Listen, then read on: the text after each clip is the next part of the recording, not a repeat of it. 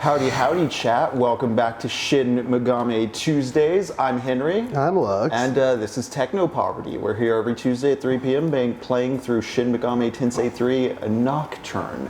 And Lux, we're going to be working Derrida into this at some point? Yeah, well, I think we're getting closer to that conversation, right? 'Cause we're starting to see the thing that we were trying to cover in the first episode 100 years ago, which is this idea that every faction and every sort of person operating in this post-apocalypse has an idea. Like, we've learned, right, that the sort of function of Magatsuhi, the demon juice that's floating around, is to remake the world. Yeah, we got to the bottom of the Nilo base last time. And it's the energy you can use to reconstruct the world, right? And so all these people have a vision of what a just and good world looks like and what constitutes the good. And what we are kind of, or what the Derrida sort of angle here is that throughout history, the idea of good in general has obviously been like a deeply subjective position, right? Like that the good is often determined by power, by force, and often by violence. And that dynamic is even more in play in the context of ideas like justice, which is a thing we hear about a lot in this game, where there's these questions of justice is defined by might, does might make right? Does, I think we have to go at the other exit that we haven't used before. Out the back way? Yeah, out the back way. Okay. I just teleported down here for no reason. I think we were pretty tapped out resource-wise and didn't really need to refresh at the end of last session. Right? Yeah. We're kind of good to just double check, I guess, see if we need to heal or something. Maybe go to the healer. Yeah, maybe go to the healer is worth it. But yeah, that like, this idea of justice is justice and like what is right and the moral good are often treated as, I mean, I think you probably just fucking, yeah. Right. Are often treated as sort of metaphysical, like a priori concepts that fall into that exist before and beyond sort of the human beings who interact with them, right? That people, there's good and there's bad stuff, and that there is just a way that good and bad play out morally, and essentially that is like not inevitable if people do bad things, but that like we all kind of deep down know, or if we don't know, we can discover it, but that it exists somewhere out in the world. And what a lot of the Derrida stuff, including what we read before the first episode, sort of gets at is the idea that justice is often justice and morality are often just retroactive justifications for the expression of power or of violence. Does this stray into what in metaethics would be called like moral non-cognitivism? That there's not a known or baseline like moral good or arc. It needs to be enforced, or it is what is enforced or conditioned in. Yeah. Well, the difference I think that's significant is that it's that morality is constructed, right? Right. And that doesn't necessarily mean that morality has to be enforced to exist, but that what we conceive of as morality is in fact downstream of an enforcement. That there's a political character to what constitutes moral behavior. I do find it interesting how the sort of naivete I had early on in this game about conversing and being sociable with demons has quickly turned into a more utilitarian relationship building game because of what the game has been signaling it values and doesn't value in these encounters. Yeah.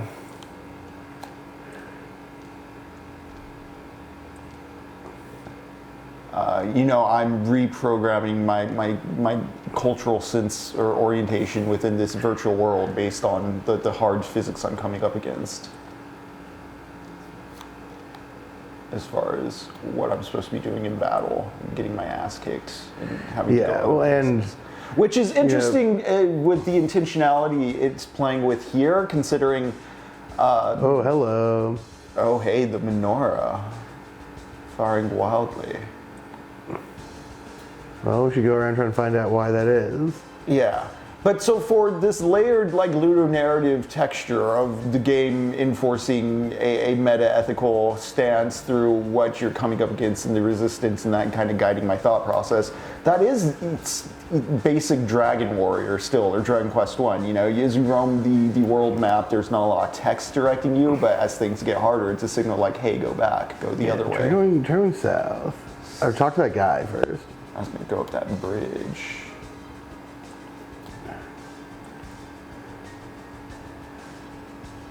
A ghost on a motorcycle? That sounds Yeah, dope. maybe we should take the highlight.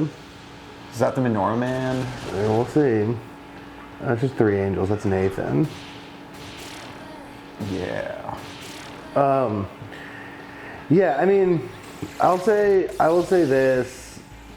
I think the Ludo narrative, sort of Derridian conversations happening here, is a little bit more complicated than what you're talking about, RE, Like Dragon Quest. and stuff. Yeah. Try going down, or I guess go up just to see if anything happens. But No, that's a hard barrier right there. yeah. Here we go.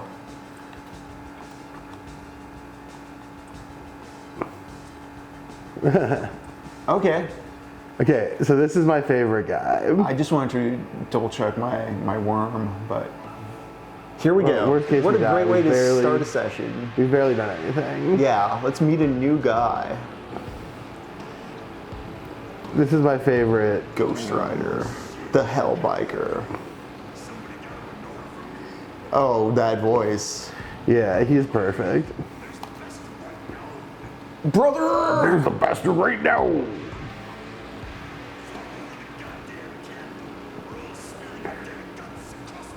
Not my demi-guts. All right.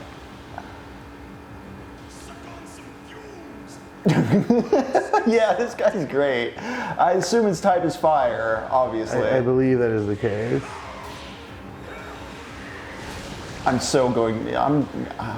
don't want to throw the fight. No, I mean, I think you have a build that can handle this guy. You have no fire weakness and you have some ice.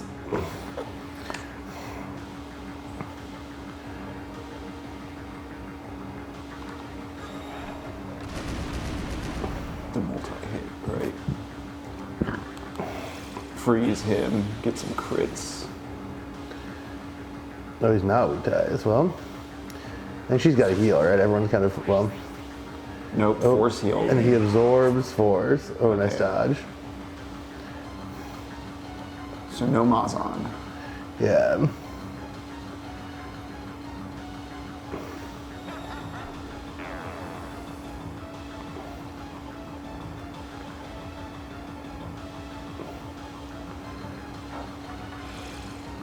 Yeah, he's not weak to ice.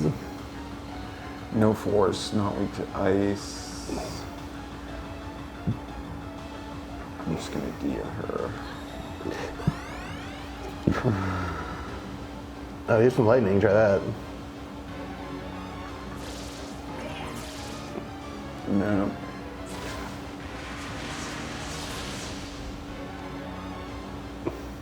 He absorbs force. Should I try fire? You can try fire. But yeah, you can also try knocking the stuff down.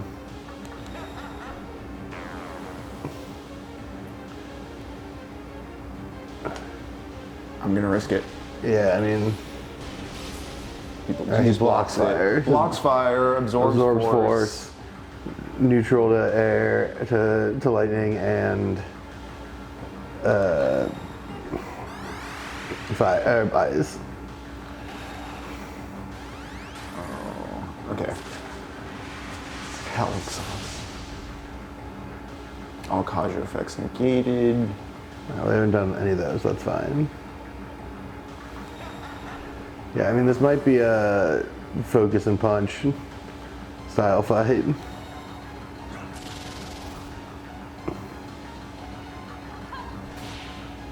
Oh yeah, physical attacks doing better than elemental spells. Well, and having two guys who block wind makes it so that he's giving turns away, which is great.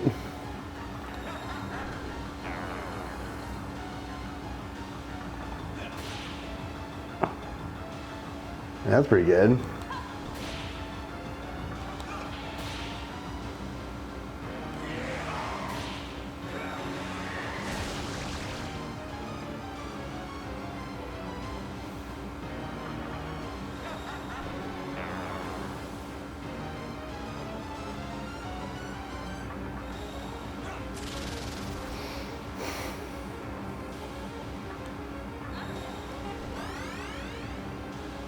Trying to be most mindful of the HP. Yeah. But you also got to take it, he is himself a clock because you only have so much MP. Yeah, I thought he might do that. Yep. I was getting ambitious. But you know what? I'd still have some turns before I get back to Mr. Ooze. Well, this turn, but here we go. Cool. Cool. And we're still super strong. With me! Spider-Man! Yeah, I think I can. Let's see. Okay. Okay. Alright, well, you're going to need to heal.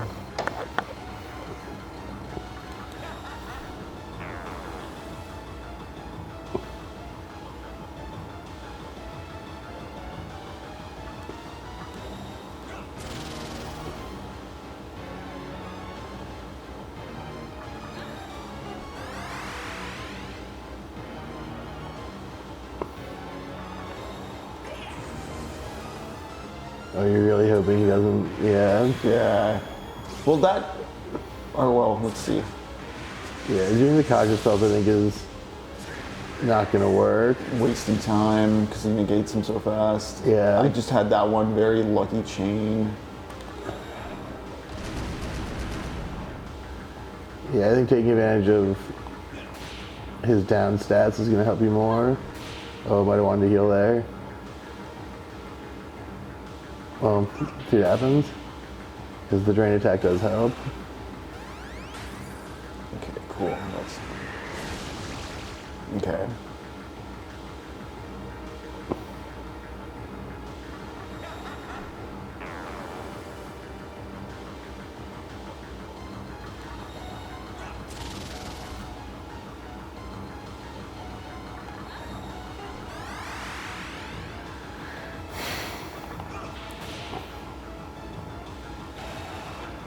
Oh, he's hurt.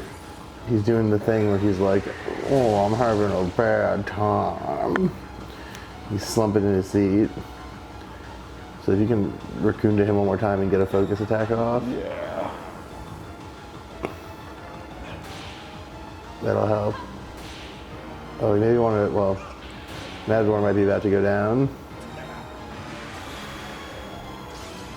Oh no, sorry, that's MP, not HP. Yeah. Oh, big dodge.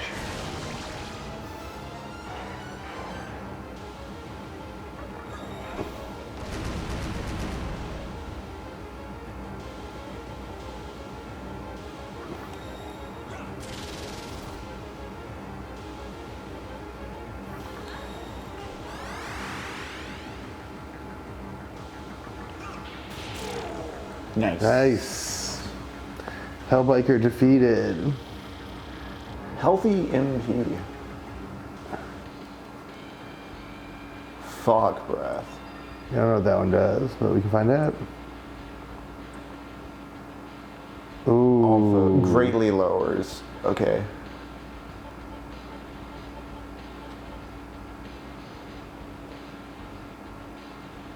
That's good. I kind of want to swap out trade. Yeah, I mean, we don't use it much.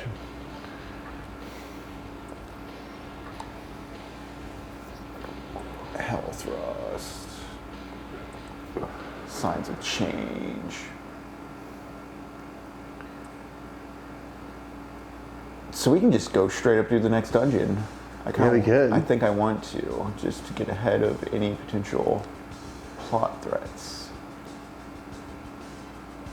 Yeah, let's go do that. Yeah, I mean, we could make this a Dungeon of Lamalis, a part 2 stream.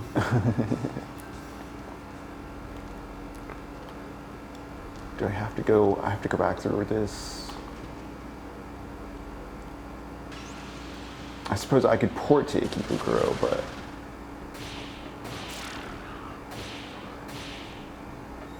I was kind of expecting that to be tenser. I don't know if we're just getting the better hang of things mechanically, if we have an experience edge, or if that's just a weaker Minoru enemy.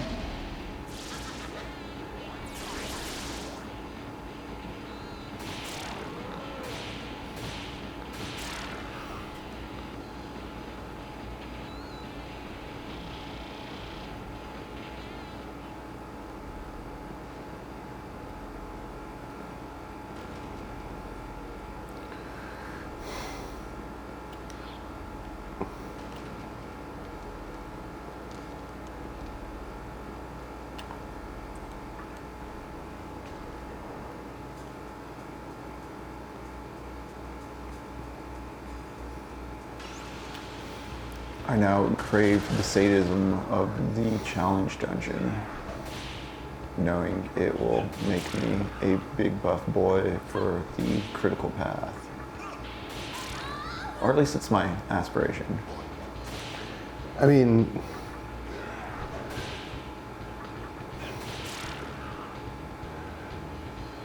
what are you thinking? no, I mean, I think getting into the dungeon's a good idea, and then we can try and do a critical path dive. Yeah, I mean, so far we're kind of cleaning up, but the trap of this game is not that any part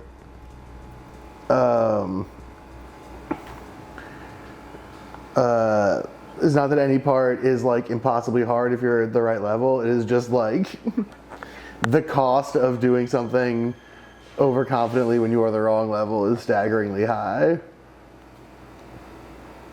Yeah, I feel our biggest misstep with that first Matador encounter, and it's kind of the game telling you right up, like, this is what you're fucking up on, was just like paying attention to the defense and stuff, because as you pointed out, the blocking and counterattack economy just exponentially shifts the flow of battle. Even when you're doing things right, if you're running on auto and not paying attention, a group attack can really fuck you up.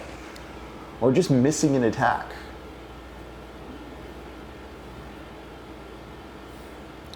Yeah, I mean, it's learning how to, it's like learning how to manage sort of,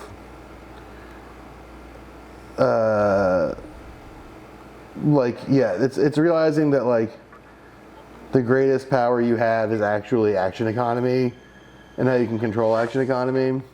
That's like your actual advantage in a lot of these fights, and so learning how to manage that in the first fight gives you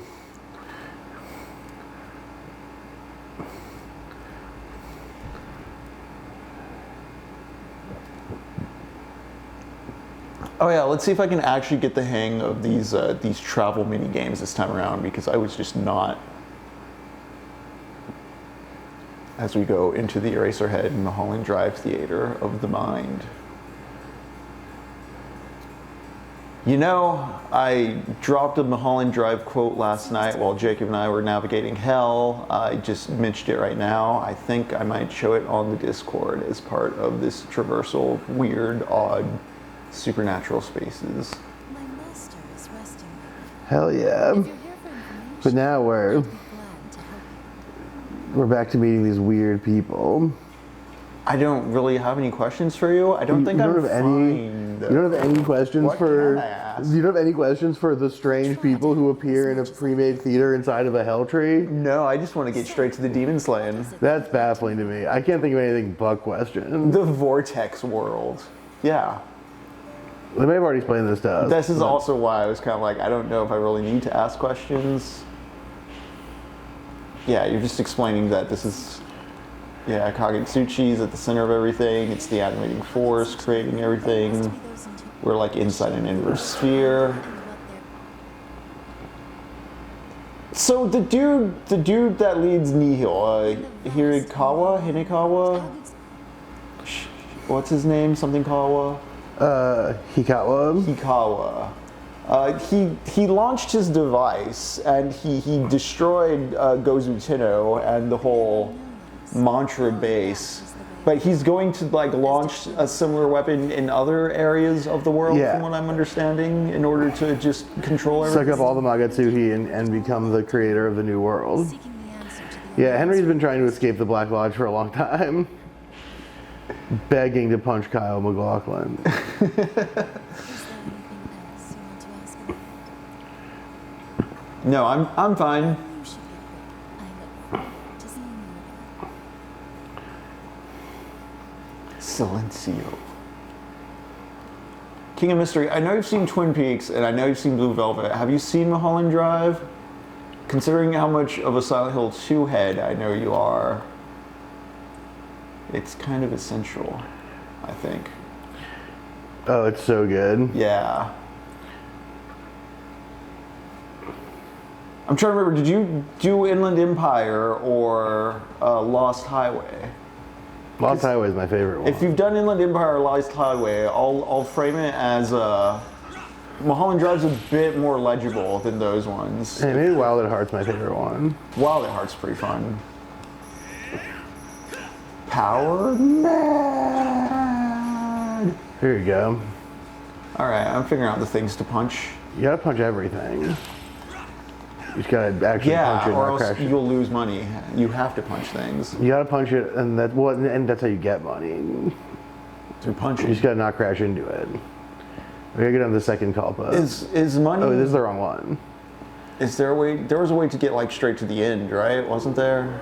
I think you can get the second one from the entrance hall, though. I think that's what you. I think you have to go to the entrance hall and then go to the. There's a door to the second Kalpa from the entrance hall that we can get to. If I just keep going straight. I think so. Maybe I'm wrong. We'll have to come back this way, but we should double check. Otherwise, I think there is a straight route to the second one. But it's How did you see just rabbits but not Inland Empire? I mean, it's. I mean, I suppose rabbits is probably easier to just stray across up there on like YouTube. Yeah, or it's the like just internet on the since they're internet. Shorts, yeah.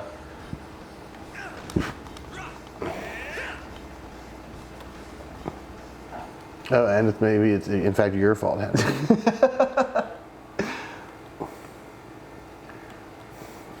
Okay, so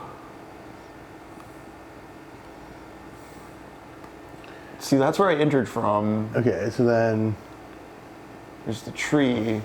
I think I have to go through the first one to get back. Oh yeah, to it the looks like we second haven't one. seen. It looks like we haven't opened the second door yet. Yeah. Weird. Okay, then I guess we got to do it. I think though, because we solved the last one, it's a pretty shortcut. Yeah, I think there's a shortcut entrance. I go down a ladder sort of deal.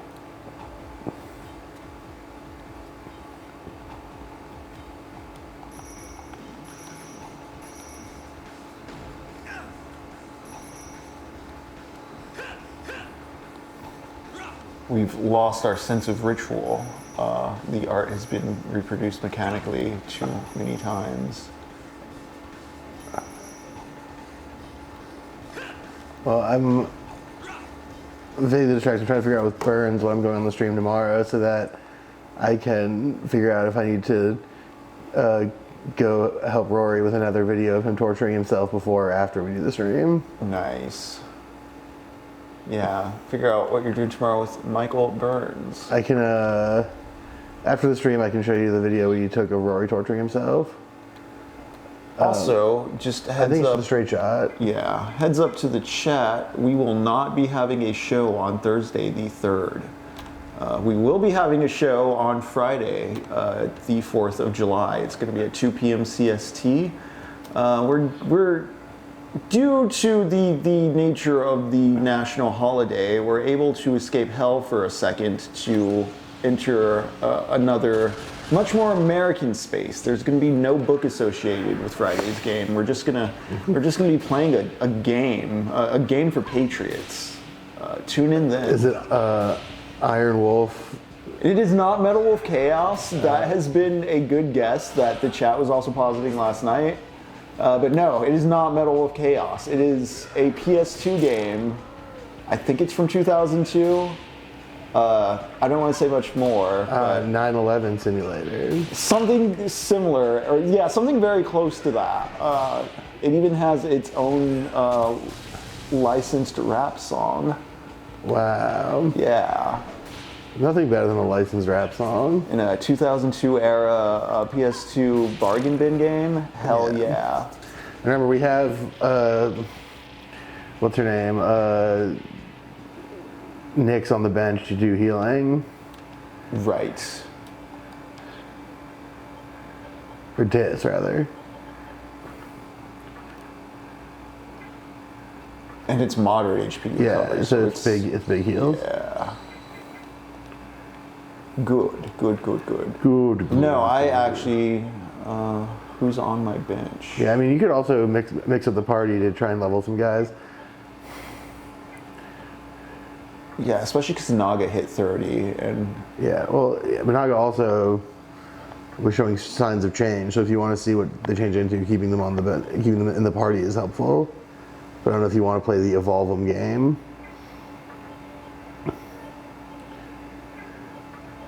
You could pop Zo210 back in. yeah, I think we do that for now. Zo210 is very strong.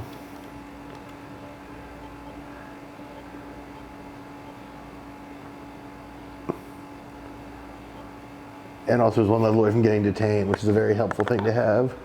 Yeah. And you need leveling Matador to also help because we do want Dacunda. I may take Naga out just because I want to heal her. Well, you have Amino Uzume in there, unless you want to take Amino Uzume out. But yeah, I mean, having a healer in the party is going to be helpful. Oh yeah, I took Matador out. Okay.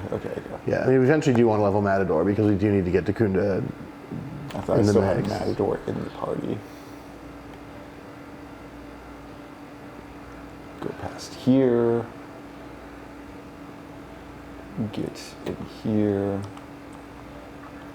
Punch more rocks.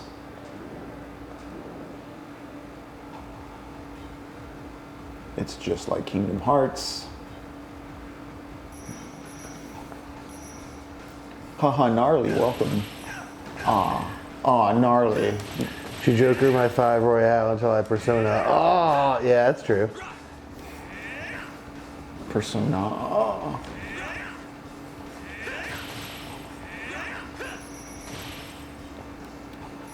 Just missing free money on the streets. That's the problem. You gotta get the free money. All right, here we See, go. now we have. No, I mean, you're allowed to be lewd. It's Tuesday afternoon. Yeah.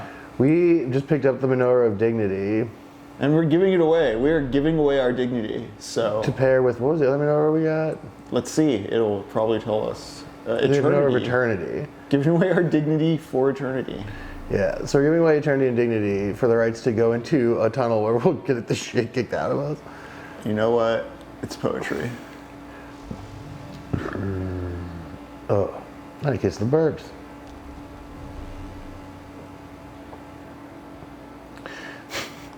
Yeah, I mean, dare to dream that we can get our hands on the Dreidel of Destiny and change our fate. Is this a return?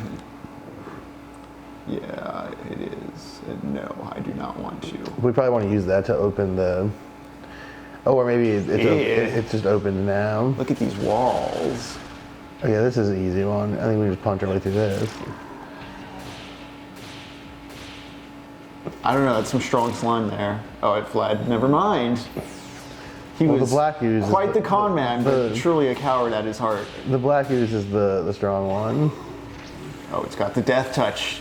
Yeah, Death Touch is pretty good. Ooh, look at our health. Whoa, That's our not HP is good, low. yeah. What happened?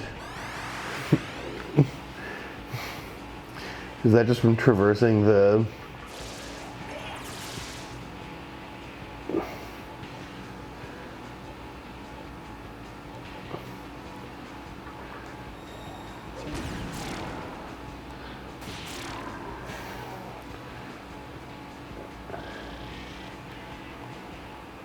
Like, we did heal before coming here. It might be that the rocks are more dangerous the further in you go. Oh, getting hit in the tunnels. Yeah. Alright, so there's a hole. There's a dude. There's a flower rose. You're gonna want to talk to flower rose. Wait, which head's the real one? Yeah, he's the best. I weren't harmed?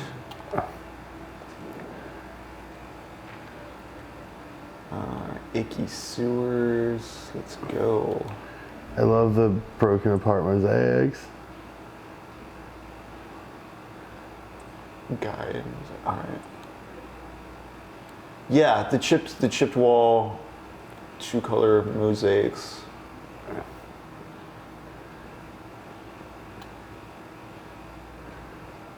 I'm quite enthralled by the mysteries of this dungeon. I like it better already than the previous one, Yeah, which was well. very just... The last one was just, you know, limbo style top floor, but now we're like up in them circles.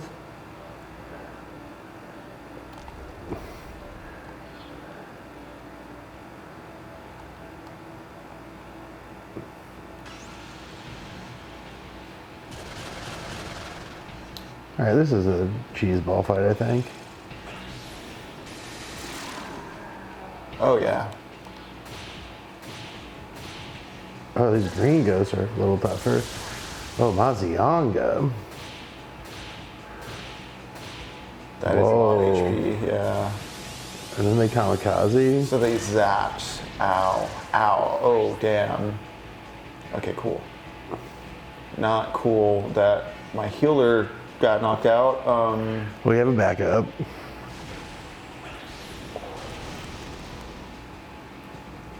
What is your weakness? I don't think it's a Not, yeah, it might be. Okay, you can try fire. No, he's gonna kamikaze. Yep. Just farting Oh. out the dungeon. Brutal start.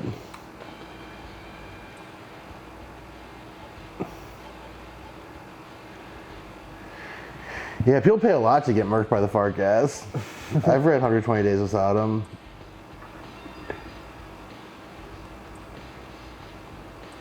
Mana drain seems pretty useful. I mean, I might take Secunda off because we have a lot of guys who do Yeah. that kind of stuff. What is anti-dark? Yes, Anathema, go for it. Okay, nice. Did that That's- revive people? Please. that's the question. No. Well,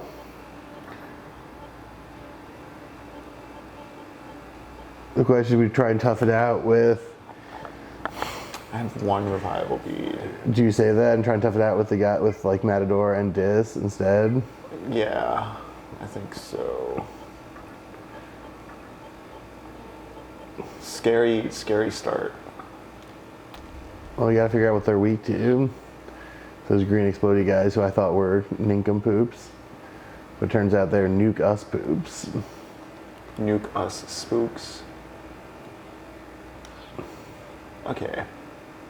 Okay. Wait, hold on, go back. Is it a hole? No, it's a ground. Never mind.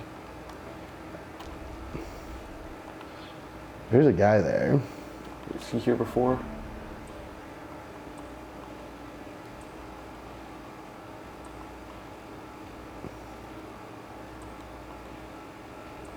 The Ring of Gaia.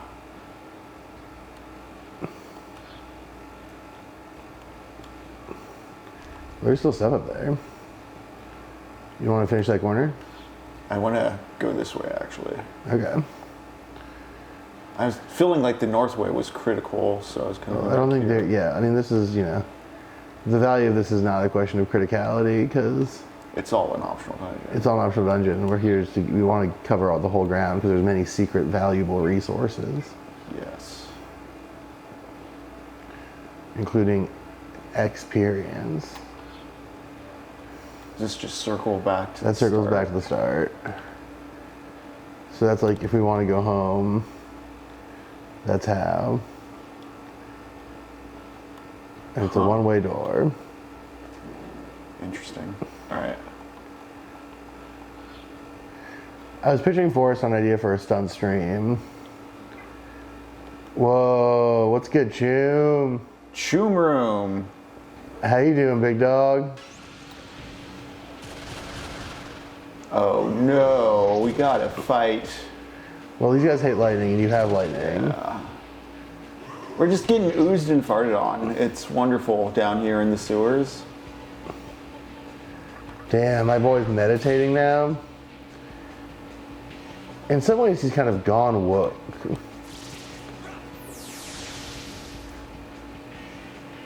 Yeah, you have to make the receptacle larger so that you can have much more toxin in you.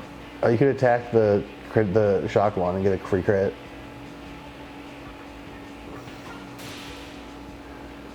And he's got mass lightning.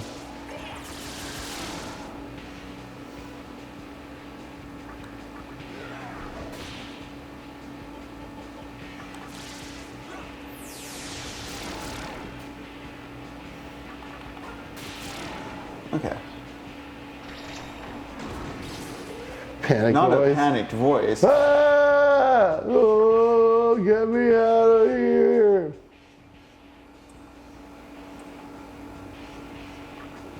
Mr. Ooze trying to seduce you drunkenly and sweetly.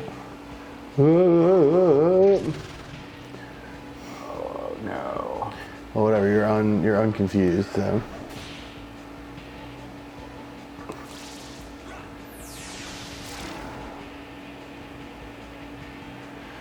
Oh, but how good is the?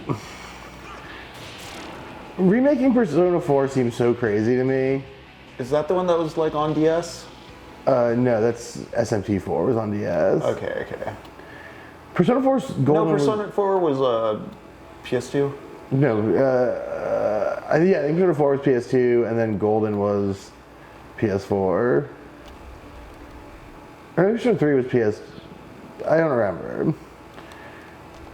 That's I don't know. I want to start the Trails in the Sky series, but I know the first chapter is getting a remake soon. But also, I already own Trails in the Sky 1. I just need to play it. It's on my Yeah, Steam that's library. King of Mystery. That's what I was thinking, but I couldn't remember for sure. Okay, these fucking guys. We should try win. Try something. We got to figure out. Okay. Force. Okay, so you could just tornado them. Hit him with the tornado DDT. They're just farts in the wind, yeah.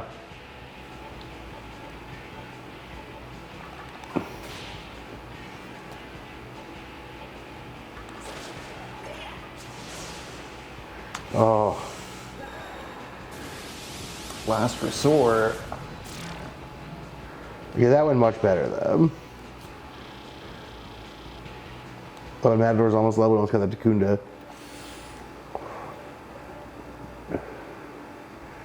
Well, Persona 3 remake was a pretty meaningful. Like that felt like a pretty different game. I just don't know how different they could make Persona. Haven't they, like, for some reason, Persona 3 seems like a game that got ported to everything. I just remember seeing people playing, like, the original and then playing it on later consoles, playing it on the Vita. So I guess that's kind of why I'm with King, it's similar to King of Mystery. I'm like, oh yeah, they're remaking this game that I've always seen in the background in some format. That's interesting. Jim, you think they're gonna de-wokify Persona 4? How would they? I mean, there's like a bunch of LGBT stuff. This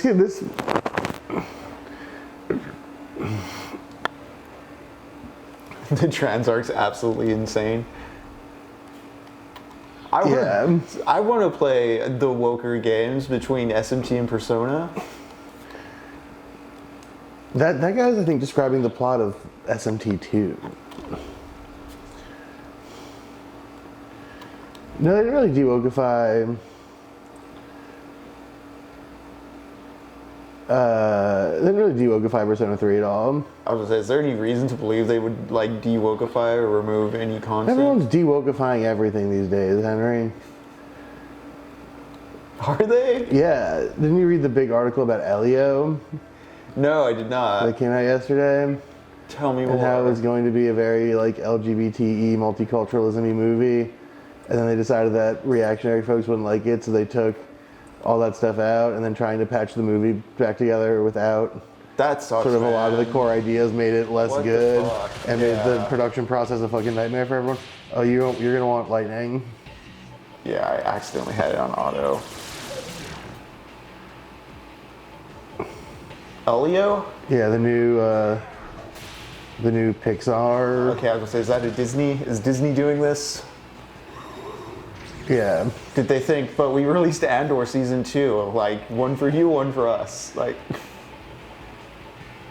Well, I think, I mean, not to be hyper cynical Lux brain about it, but like, you know, Please be. you can sort of look at Andor, and if you're like the kind of psycho who sees the conservative white American as an oppressed class, yes.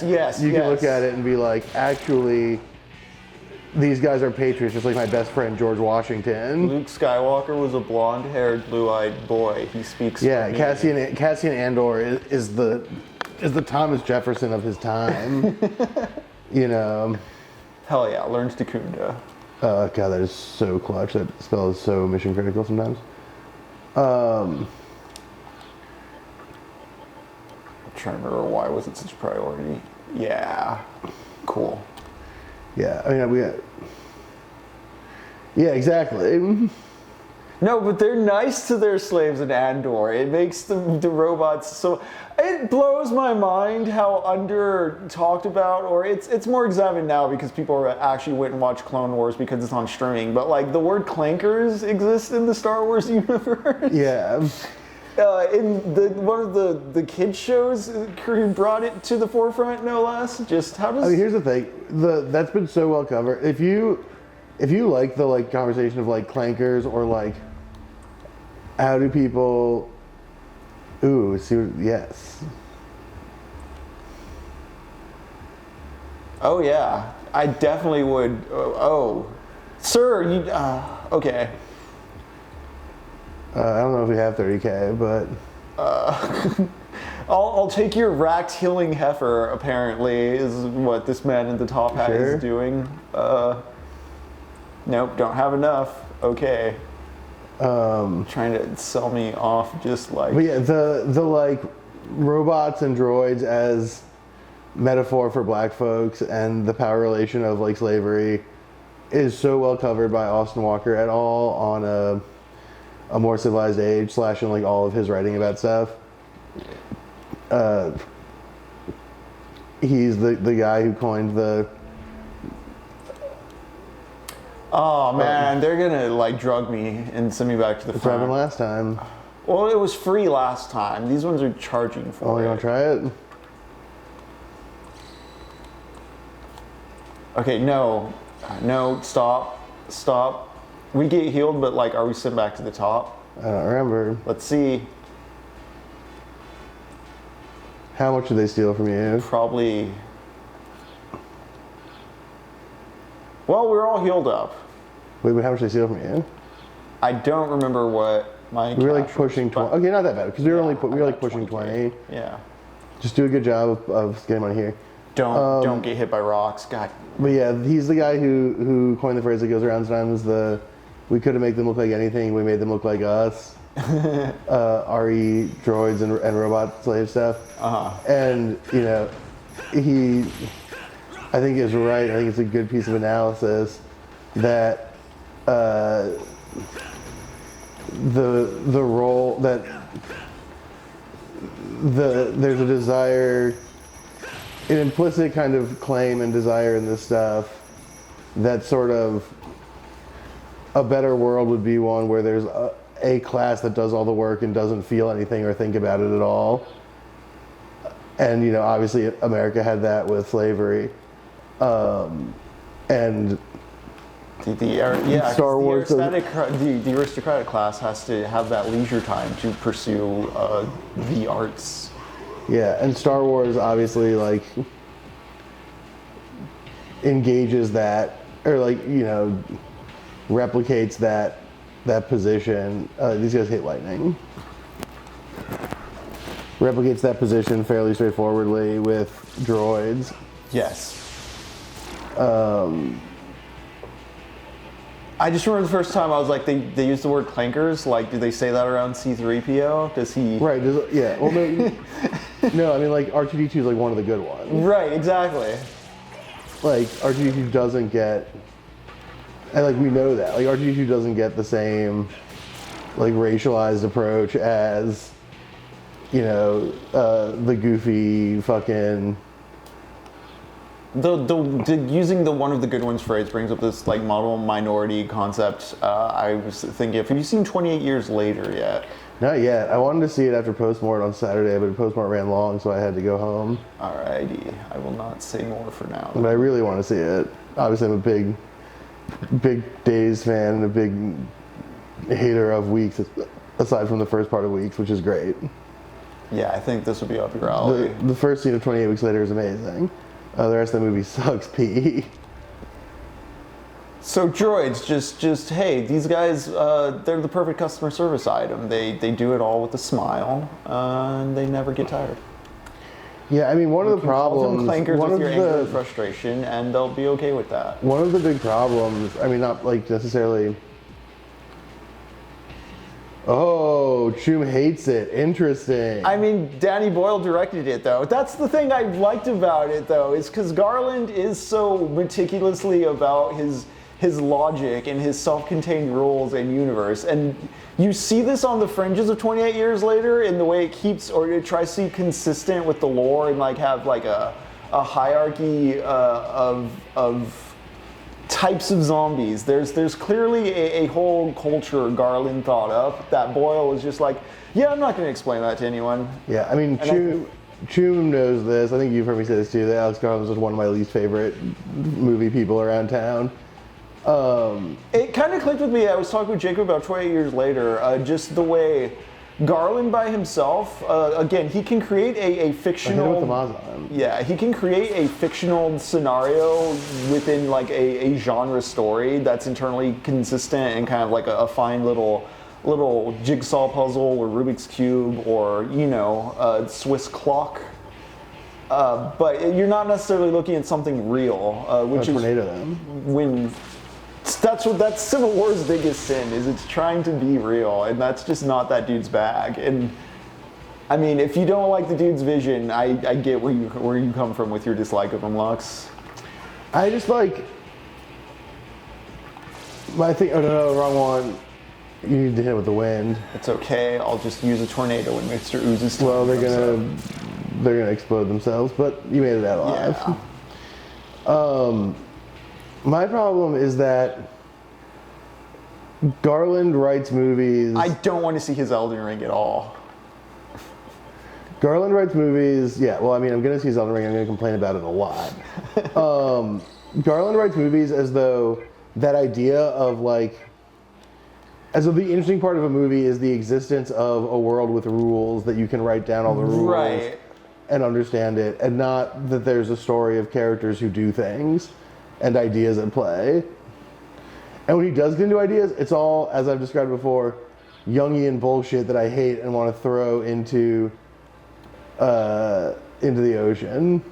Yeah, I think Boyle uses that to his advantage with what he's doing in Years, as far as again, I don't want to say too much since you haven't seen it. Yeah, don't tell me shit. I'm trying to go see it this week, I think. Might go try to catch it with the homie Mike Walters. Okay, here's a thing about Aaron Taylor Johnson too, because yes, underused. I really liked Aaron Taylor Johnson's character and performance in Nosferatu, and I don't get people who trash it. or think it's bad. It's a little. He's enthusiastic, but that's sort of the intention of the character. He's like a weird, schlocky 1800s like horn dog dad. Whoa, Chun, the Bone Temple?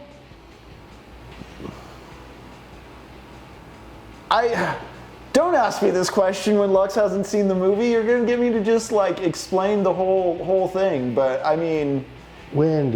it's because it's a sacred place, is how I'll say it. Yeah, Alex Garland thought about a bone temple, and he really wants to explain to us the Bone Temple. The ending punchline is kind of a huge fuck you to this kid's whole like religious journey he's been going on the whole movie, and the Bone Temple is his church. So it's going to be interesting to see.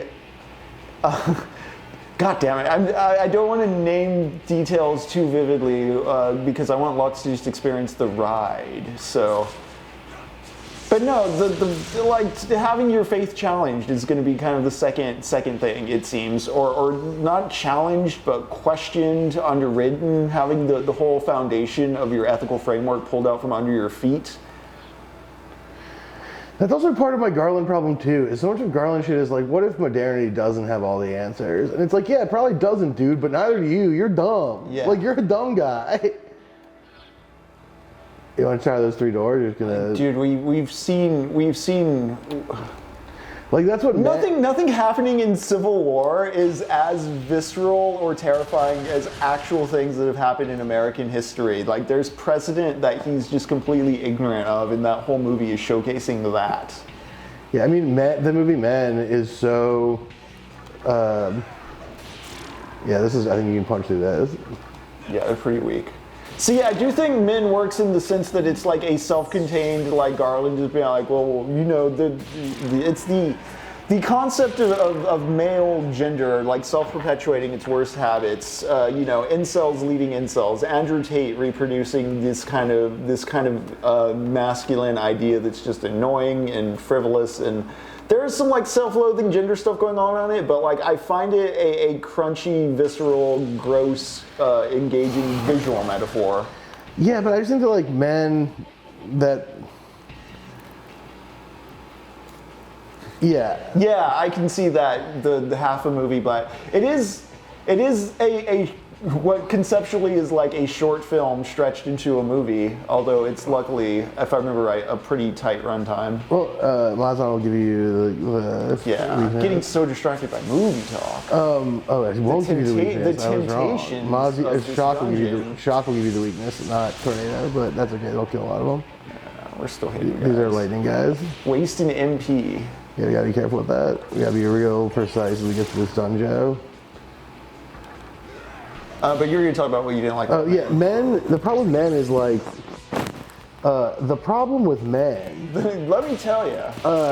Is like, it's doing the thing you're saying, right? Where it's like this sort of like toxic male framework is self-replicating and self-justifying. Mm-hmm. You can talk to that cloud. I'm too hyped up on just fighting. We believe that God's teaching you absolute. Reality hinges upon the word of God. Shut up. You're from the Messian church. You don't know what I was intended for. I've played Shin Megami Tensei II. Let's get that third door.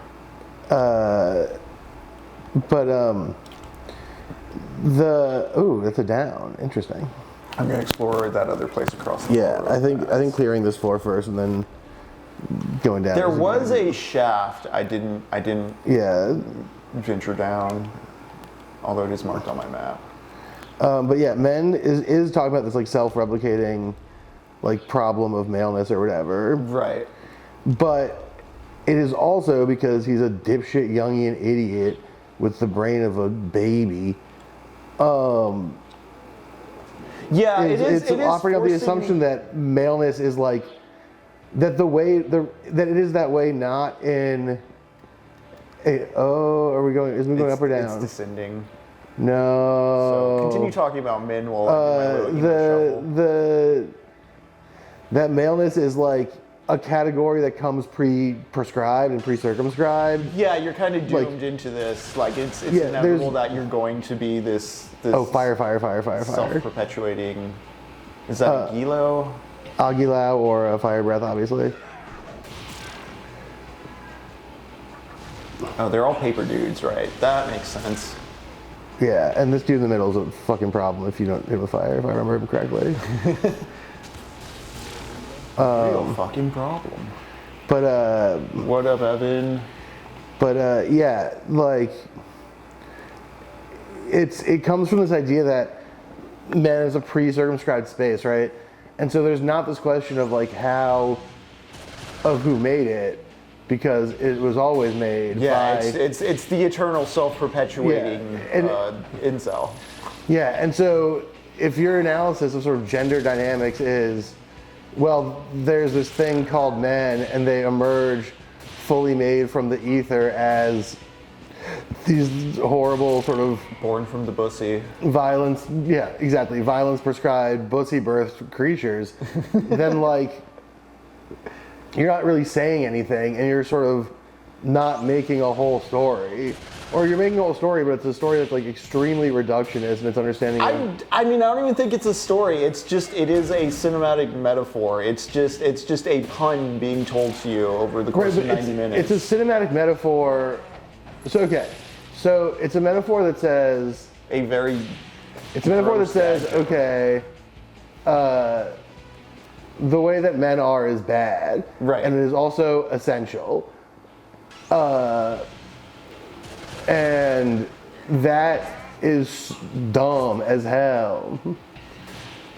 Like, if it's essential, right? If that's just the way men are, right? Then Andrew Tate and all those fucking ding-dongs are actually right. It reifies like the performance aspects, like to talk about like being one of the good ones as well. Like, see, I recognize the bad side of being a man, therefore I know how to be a good man because I'm avoiding or pointing out or highlighting these bad aspects of it. Right, but even beyond that, like if the thesis is true, then we're gonna want to heal. You got pretty beat up.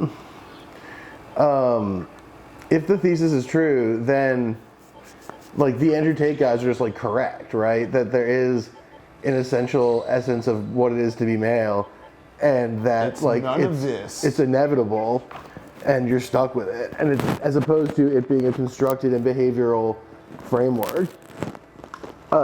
I think there'd be a movie too that addresses your concerns if the movie wasn't so insistent on the gimmick of there only being one male constantly in the frame. The way there's no male challenging the monster, and it is just like a woman subjected to this one man over and over again. It does narrow down the concept in a way that I mean, if it wasn't a dipshit Jungian movie made by a dipshit Jungian guy, it wouldn't be a dipshit Jungian movie made by a dipshit Jungian guy, but that's the movie it is. Like, that's why I don't like Alex Garland. Like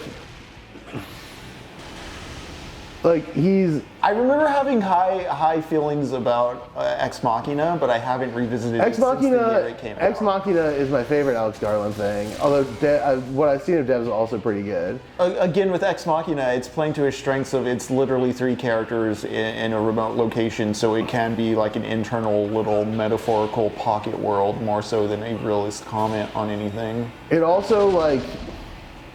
Yeah, exactly. It doesn't... and E6, and I'll answer your chats in a second, but like it doesn't. Ex Machina like does. I see. This is the thing. I don't think Alex Garland understands what the metaphors he's using mean. Sometimes, like because it's a question of a machine and a creator. Like all those relationships are by definition synthetic, which means that the sort of the category of male and female that's at play in that movie and stuff like that is all sort of in conversation with a world of constructed like gender existence. Like it's doing that by default because it's robot shit, right? Yeah. It's baked into the concept. Yeah. So it doesn't fall into this essentializing trap in the same way, although I might argue that the sort of teacher-student Frankenstein dynamic of it is still pretty archetypey in a way that I think is a little bit. But there's at least more juice there than what does anti-dark do? Protects against dark attacks. Oh, that means you're permanently safe to dark, even if you have a different Magatama on, which is pretty good. I don't know what I'm getting rid of, though. You haven't really used Heat Wave at all. Oh yeah, because I have Fire Breath. Yeah, I mean that's a big group physical attack, but we can probably find better ones. Also, I don't really ever take advantage of the relative HP modifier thing on it. Ooh, what's Mamudo? I mean that's the dark insta kill that hits everyone. Okay. But yeah, that's the worm I have in me right now, isn't it? The dark one. Yeah, you have nullifies an dark, you have an weak to FMO. light, imparts dark magic. Okay. Yeah. We're waiting for the full moon, right? But yeah, I mean, I think What about Annihilation? I watched Stalker recently, and it made me want to go back to Annihilation. Another one I remember seeing in theaters, and the trick with Alex Garland for me, I guess, is because it's like a logic puzzle by the end of it when it clicks. They're very good on first watch. We're like, wow, that really unfolded and answered itself well. But it doesn't leave me questioning or inquiring it or wanting to return to it. And sometimes when I do return to it, I find it more brittle. yeah, well, because that's why I don't even like them on first watch because it's just like I'm not interested in watching this weird little man make his weird little puzzles. It's just not interesting to me. See, and that's the thing is I think Danny Boyle, especially with years, reins it into where like you see that logic brain was on the sidelines, like writing the rules of this like lore book for the world, but Boyle doesn't indulge in being like, oh, you have to know like the exact like alpha hierarchy of how these zombies work and why this village ritual is precisely this way. Yeah, and I mean Annihilation is really good. Yeah. Annihilation's really, really good. In watching Stalker... But that's also because fucking there's like pretty straight up adapting that Jeff book. Vandermeer, yeah. That was one they said, Alex Garland, you don't get to have any ideas. Like, I don't mind his visual work like as a director or even his character direction really. I think he's pretty good at that stuff. But I don't think he's... What the fuck? My vape fell and disappeared to nowhere. Under the couch somehow. Yeah, it's not round. It's why that's confusing to me. Things bounce. Voices carry. That's true. Things do bounce. I've heard of this. What the Alright, fuck? there's invisible walls below. It won't be easy coming back up. You alright there? Someone knocking? Somebody knocking as well? Yeah. Weird.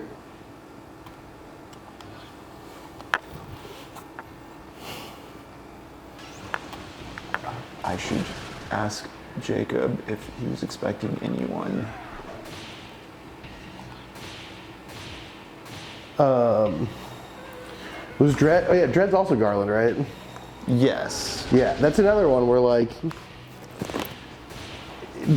I think he's probably. I guess now that I'm saying this, I guess he is not so bad at that adaptation. Yeah, Dredd doesn't have any pretentious aspirations, is the way I'll say it. Yeah.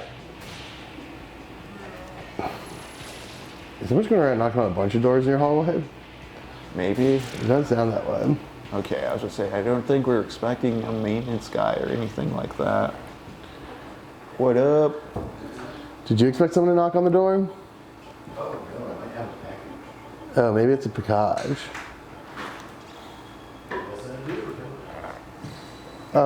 Mystery solved, gang. Yeah, mystery solved. I like Dredd a lot. I think Dredd is really good especially at like situating It almost doesn't have his thumbprints on it, and this nope. Well, like that's one where instead of him having a good or like a core, I'm Alex Garland and I have a big idea. I'm so cool. He's just doing the comics. He's just doing the comics, and his infatuation isn't like a question of explaining, but it is a question of like empathizing. Like so much of that movie is about creating perspective and creating like understanding where characters are coming from. I think he was also so preoccupied with making some of the 3D stuff like in more meaningful than other 3D movies, so he was probably focused on having a fundamentally solid blockbuster skeleton to sell those spectacle moments. I'm just gonna punch. Nope. I think that worked. I'll say I forgot that he made Dread. If he makes the Elden Ring movie feel like with the same approach he took to like Dread and Annihilation of just like investigating a space of just like someone else has figured this thing out. I'll just follow their lead. Maybe I will not hate it as much as I'm preparing myself to. Uh-oh. I'm just like, no, I'm going to be... got him.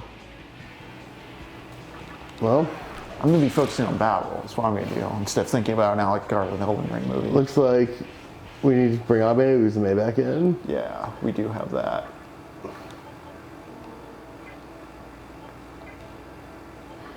Yeah, I mean... Look, King of Mystery... I hate the idea of Alex Garland directing an Elden Ring movie. I think we talked about this on the stream when it first broke, that it made me very upset, and I didn't like the idea, and I hate it. And I hate the idea of anyone making an Elden Ring movie. But I'm trying to think of ways in which I could imagine it being positive. I'm trying to open my mind to the possibility space. Fire. Yeah. I'm trying to avoid... Well, I guess you don't need fire, you can just punch, because he's wind weak. Oh, jeez. Nice. Yeah. I think the concept sucks, but... I think I've just put up a wall of extreme apathy in my mind where I'm like, if it's on Tubi one day, maybe. This is the thing, and this is a me thing, you're not implicated in or responsible for this, but like, I'm so personally... Slighted? No, personally dedicated to the swords and sorcery movie genre. Yeah. And its success, that like, if you have swords and a wizard in your movie, I'm gonna see it in theaters. Gotcha. Oh wait, don't go that way. It's gonna take you. You think it's gonna dead end me? No, it's not. But maybe we'll go the other way because this is a long walk to get here. Yeah. If I do hear, I don't know. But if it does look like a cool swords and sorcerer movie, that might just activate reptile brain. I mean, I love swords and I love sorcery. But E6, what was your beef with Annihilation? I'm curious. We can also go back to Alex Garland's weird feelings about gender if we want to talk about that. But I think the problem with that is that he doesn't actually. He's not thinking it through. He does not have coherent feelings about gender. This guy we want Tornado on, but we don't have the MP for it.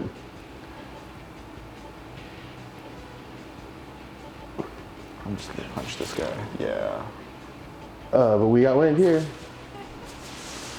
And then Naga's got Zon up.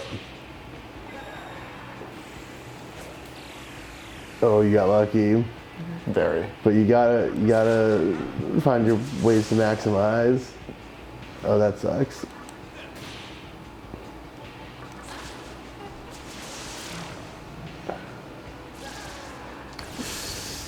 Ow. That's okay.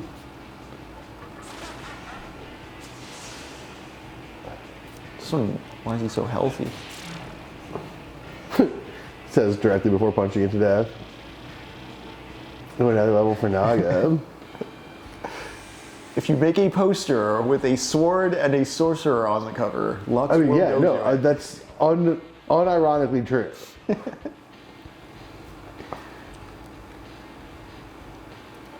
I do wish fantasy covers got away from this sort of dry, realist, literary, aspirational graphic design style.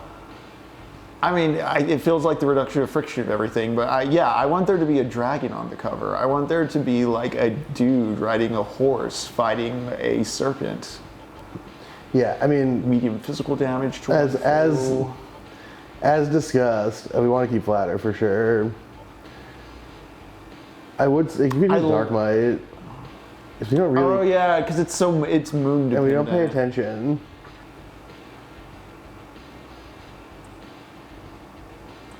Naga's changing.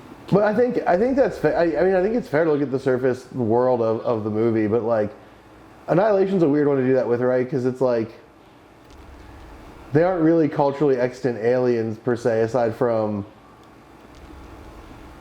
the thing at the end, which is like such an aggressively metaphor-laden thing. Yeah, I barely even read it as an alien because it's just like a born from yourself, self-imposed obstacle thing. Again, in like the most literal sense. But I mean, the question of the science of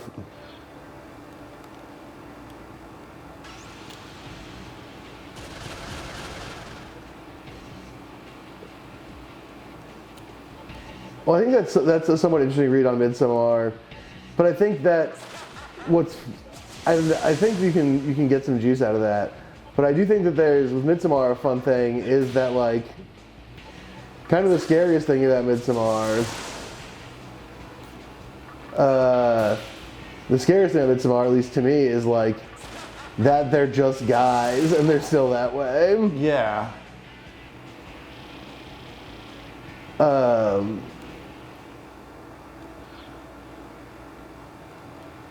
I think Midsommar's pretty great. The theatrical cut, in particular, the director's cut, kind of drives it home too much. All the stuff they cut from the director's cut was a correct was call. good to do.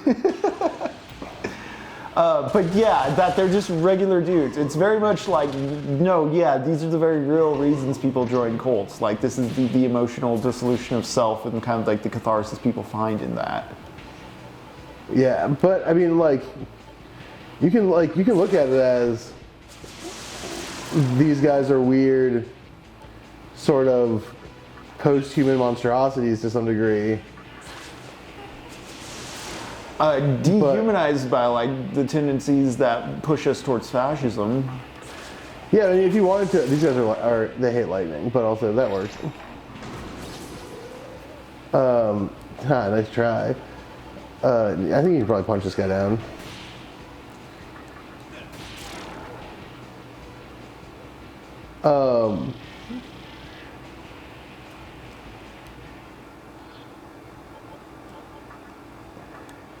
I mean, I think that she's definitely accepts the relief it gives her. I think you can make an argument in both directions as to whether that makes her good or bad in a moral way. Because I think the movie is kind of sympathetic to where she's at. But I think you can make arguments in both directions about the sympathies of that movie and like what the moral character of the choice making is, because I do think that that some people walk away with a good for her you know, kind of take on it. That's part of what makes it interesting, and I do like that it does make it seem sympathetic, because the whole movie is just about how like you enough emotional apathy festers to where it normalizes like, yeah, you can kill that guy. Yeah, well, and also like it's cool because it takes this position that I think is kind of unusual, but not unsympathetic, that is like part of what's scary about folk horror and cults and shit is like that there is an appeal there, right? I forget one of my friends. I forget who it was. Oh, more Messians. Just gotta pray. Just gotta pray. I forget who it was. It was like you have to sort of make the devil a hunk, right? Like it's not. You can't tell a Faust story if the trade isn't appealing. Right. Like there has to be something about consigning yourself. That's what I like about the original Wicker Man, and I find funny in the remake is they were scared to keep him a virgin, like to make that the key feature. But I think it still is a functional metaphor in the original take on the story, because in being a virgin, he's withheld his participation in the world to a point where he's blind to recognizing there's a cult in front of him or around him this whole time he's on the damn island. Yeah. And I think that's interesting, this vampire thing, E6. I just think that, like, I mean, obviously you're talking about getting stoned and getting confused, but, you know, this is one of my big things. If I ever end up deciding to make my my how to read a movie YouTube stuff, which that I think about making all the time. I would help you make that. Well, we can talk about it sometime. Like one of the things I would want to do is, like, you know, it's important, I think, to stick to the text of the movie, and then, you know, you can find the references and find where it's asking you to be extra textual. Yeah. Derrida, don't threaten me with a good time. Right, but actually that's a very funny time thing, because, like, but we're assuming from that perspective a sort of moral clarity that the Harga life is a bad one, is a morally bad one. But then you look at the behavior of the people who she came with, who exist outside of that framework, right? Who are all, like, willing to colonize indigenous knowledge and totally disregard their traditions, and She has no one to go to about her parents' suicide. yeah, and engage. Well, but also, like, right, and the world that, like, cuts her off from emotional catharsis in the regular world, and then all of a sudden the moral framework of the world that she left behind for the Harga, like, looks, you know, maybe they're not the guys who, this I think is a punch fest. Yeah, these guys are pretty weak if I remember. Looks not like a good, like, it complicates this question of, like, is the moral assumption that we make as subjects of modernity who are aligned with the moral. But, like, I don't know if the film does frame it as scary and bad, right? Like, because the movie has us living in Danny's perspective the whole time, Yeah, right? it's so if at the comforting. end Danny's happy, I think that leaves a lot of ambiguity as to how we're supposed to feel about it, and from the movie's perspective. Like, if the movie were an ensemble piece where we were sort of equally living with all the characters, then I think you could say that means that the movie thinks the Harga are bad, sort of unambiguously. But, like, we don't get, that's not how the movie's structured. The movie is sort of structured for and by her, you know, her experience. Which is also why the director's cut scenes just don't work for me, because she's too cogently reiterating, simply for the audience's sake, what is happening throughout the movie, or you're getting hit with very hard I think you symbols punched out from, of this like, one. these people are fascist. Yeah. No, well, that's not true, because there's a good scene in the director's cut Is it the funeral? where it's like after the thing at the river. Yeah, the river thing I remember liking. Right, but, like, they explain why that is a form of care within their society, that they understand that their society is this like finite thing, and so the act of sacrifice is a sacrifice for the greater good of maintaining that society, which is like Crop rotation. yeah, that's a very high degree way to talk about it, but like yeah, and so like that is a form of care, right? Like the willingness to sacrifice yourself for this Green is. ones. Are they electric? I mean, these I think you just punch to death. These guys are nothings. Okay. Cheers.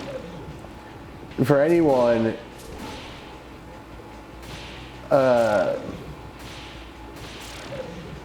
I mean that's the most evil coded thing about them, right? Is the like the rumspring of seduction aspect, but like as we see with Danny, like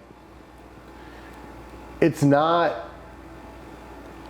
They don't have to get sacrificed, right? Like there is a way that they can just be part of the Harga society and stay that. Yeah, well, they're Swedish. They're going to be racist. That's for sure. Yeah, they killed the guy to stop him from leaving for sure. Like I'm not saying that there's a clean read that there's like these are definitely the good guys either. I just think that it makes the dramatic element of her smiling at the end a lot more conceptually dramatically ambiguous. Well, Mark's crime wasn't peeing on that tree. Mark's crime was an indifference to why it might be bad to pee on that tree.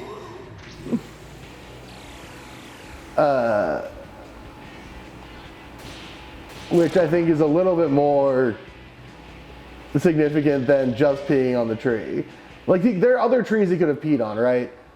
Because I'm with you that peeing on a tree is a great marker of freedom and is an important sort of element of the human experience. This whole conversation has been great as far as I didn't realize, or it's been a moment since I've seen Midsummer, how many details it has that tilt towards this ambiguity with the smile and stuff. In contrast to what we were talking about earlier with the game giving us definite signals as to what like morality, ideology, frame of mind it wants us to be in. Again, I don't want to spoil anything. Okay. But I joined up with Gozu Tino. He's dead now. I don't know what to believe anymore. I'm just going to be a strong, strong boy in this dungeon until power leads the way. Wiz, that is the most fucking Wizworld Live ass thing you've ever said.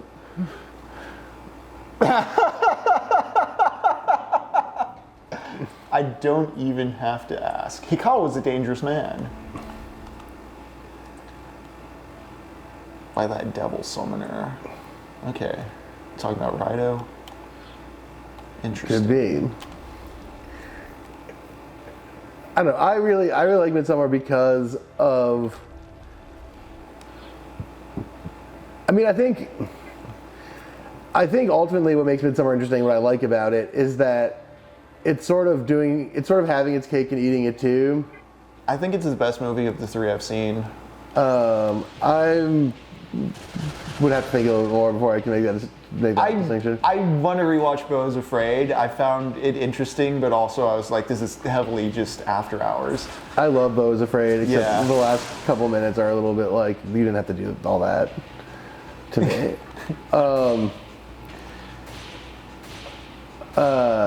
But yeah, what I like about, oh no, oh my god, Jesus Christ. You were like just in the danger zone for kamikaze damage. What I like ultimately about Midsummer that I think makes it like really excellent is that for me at least, really successfully has its cake and eats it. I think there's something you missed up there. Up there? That down around that corner. Go down to where you are. See, there's that corner. Oh, yes. There's a door I didn't go through. No, not that. There's a corner back where you came from. If you go up that door to that middle chamber, you see to the left. Oh, yeah. Okay. Two things I haven't explored on this map before. It has its cake and eats it too on this question of morality, in that there's it fairly successfully. Oh well, never mind. That's the trick, man. Mazes and monsters.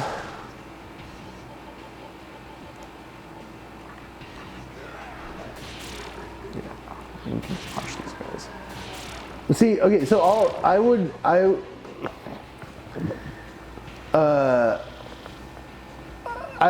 put, well, Hereditary is a whole other thing we can get into. I also love that movie. But first off, I'll finish the thought that I was kept stumbling over, which is that it has its cake and eats it too as far as this question of morality, because it both is like pointing out very articulately and very interestingly the failures of sort of Modernity? yeah, the emotional and you're gonna want to Moz on these guys for sure. The emotional vacuum of the now. Exactly, the emotional vacuum of modernity and like the ways in which modernity like leaves Why someone joins QAnon. people like weakened and suffering and all that stuff. Are you ready to go? Yeah, I'm going to. Oh crap. Oh. That sucks. That's a terrible trade. Well, that's life. Sometimes we get the bad beat. That's all I'm right. so eager to use analyze too, but every time we've used it, it never just gives us works. question marks. Are we doing something wrong I with have it? no idea. Yeah, because I thought it was just supposed to, tell us values. It has a simplistic modernity that I think implicates a lot of the moral position that characters and the audience takes, but then also has a pretty compelling critique of all the other alternative, where you get this like homogeneous, kind of racist, arguably fascist, fucked up like trad life society. That is also a lot more emotionally coherent and collectivist in its orientation, and I think that raises a lot of questions that are very fascinating, especially in terms of like there's just not really a winning hand there, and I think that's very interesting and very brave. I don't think I think I would push back on the question of like, yeah, exactly. Should we?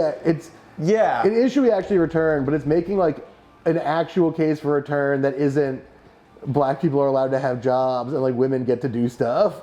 It's like modern technology and modern social arrangement. Don't you feel alone?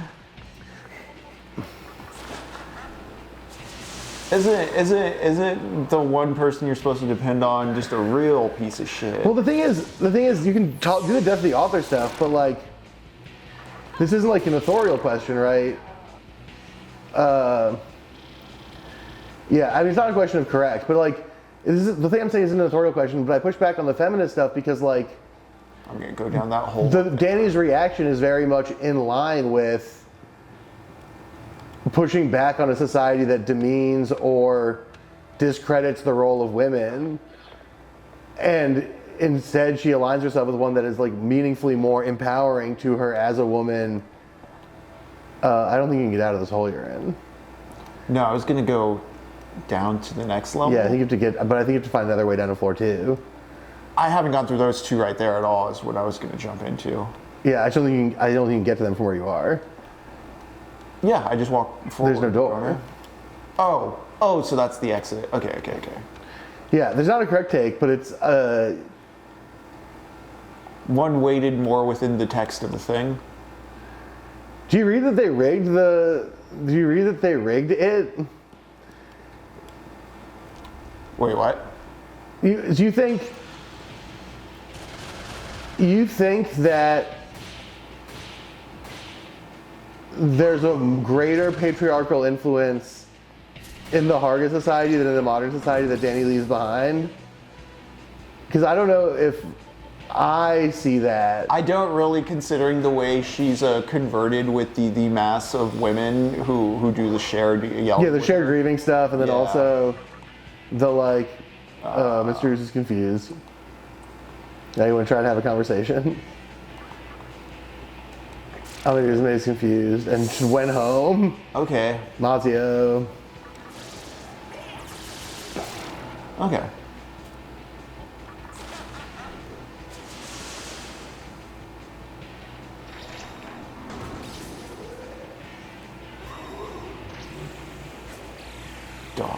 Dodged. She's maybe confused.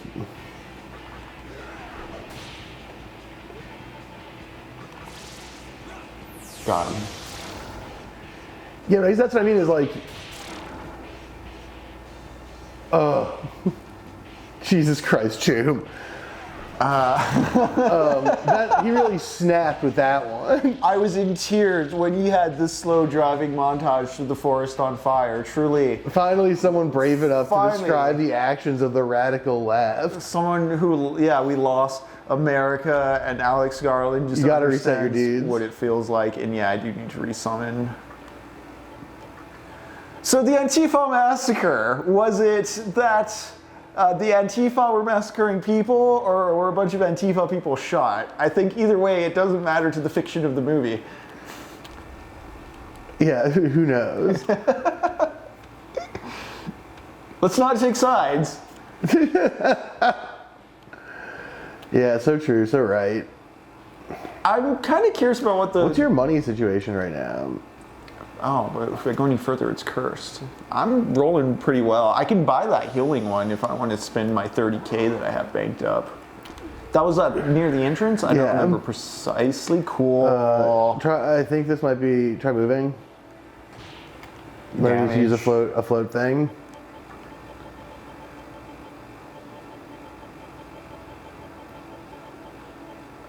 Float ball. I had one. I think we might have someone who's a skill for this actually. Oh, it's not, oh, floating doesn't even help you. I'm getting out of this room for the time. Ouch! Oh. You might need to have, I mean, use my healing to get through there. Seriously? Like, just eating it? You might have to. I can't think of another solution.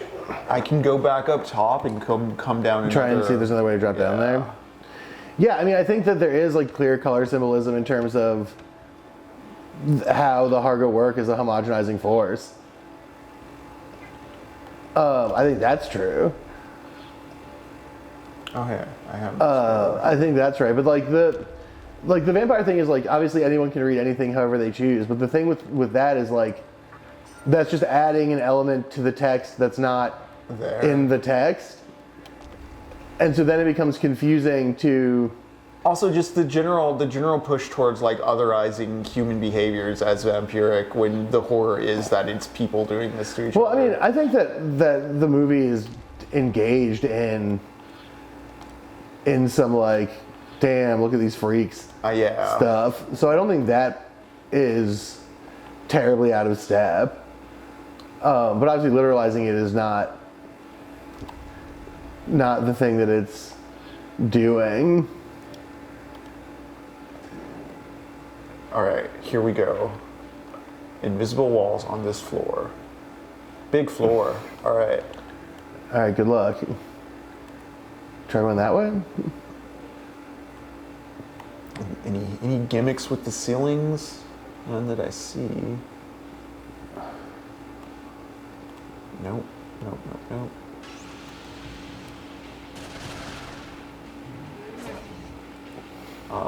I don't remember if I have whatever this thing's weak to.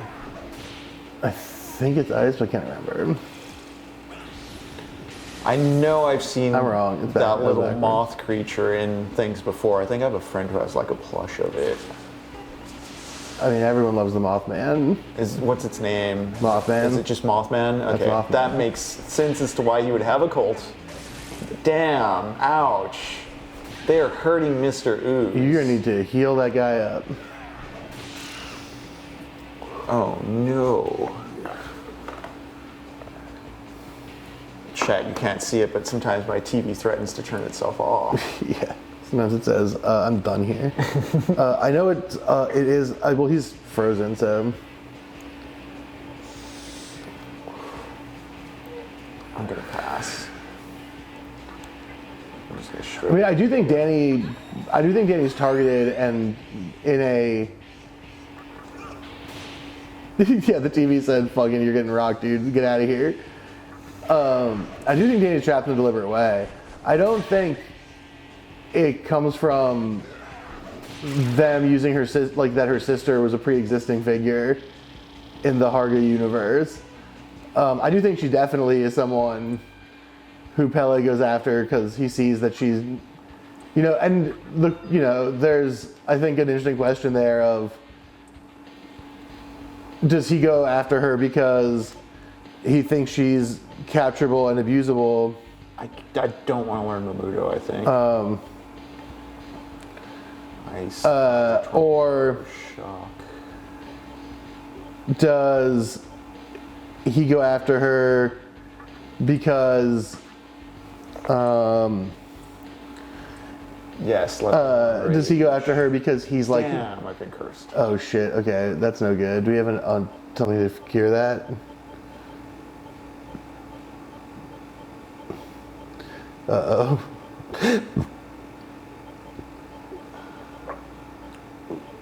We might be in trouble.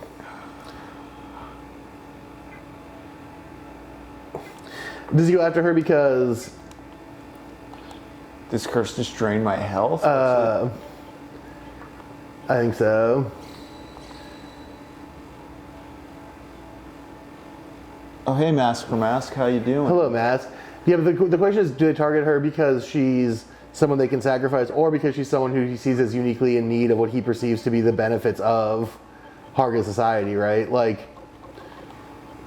if you saw someone you cared about suffering terribly, and you thought you had a cure for it. Okay, maybe it just stunned me. Is it really evil to try to help them in the way that you think is helpful, even if the way that you think is helpful is, messed up? Like, I mean, obviously the inverse thing is like a pretty normal, to go back to Wiz and Star Trek, like a pretty normal Star Trek thing. No, you stopped floating. It's a pretty normal Star Trek thing for like the Star Trek gang to, here we are. The Star Trek gang to like show up on a planet where they're like, we have this problem and our religion precludes us from using cool space medicine to stop parasites from growing in our tummies. Like, would it be necessarily...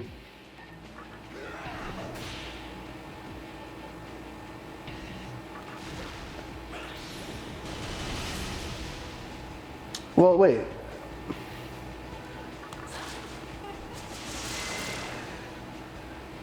Doesn't she drink the tea after the mushroom scene, right? Yeah, that I might have to double check on. Yeah, I don't remember the order of operations. Because I think the tea and the mushroom thing happen in separate... The mushroom stuff happens pretty early on, too. Yeah. That grass on hands shot is wonderful stuff. Yeah, that shit's so cool. Hell yeah. Oh, focus for the Matador. Hell yeah.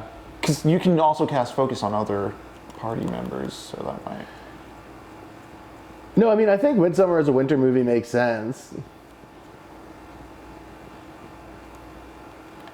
Yeah, it's like a retreat. It also has like a lot of like cozy imagery built into it. Wooded cabins and just the wilderness. That sense of traditionalism you were talking about earlier. Yeah. Do they hate wind? So fire was blocked. Wind It's fine. Wind hits. I think we saw ice didn't work. I think they're lightning guys. I mean, watching the thing when it's cold is classic stuff. Yeah, I mean, I think E6. I think that it's very. I think it's very. I don't think the movie or anyone who is making claim towards ambiguity would say that they're not cultish and doing shady culty things. Right. I think that that's very evidently true.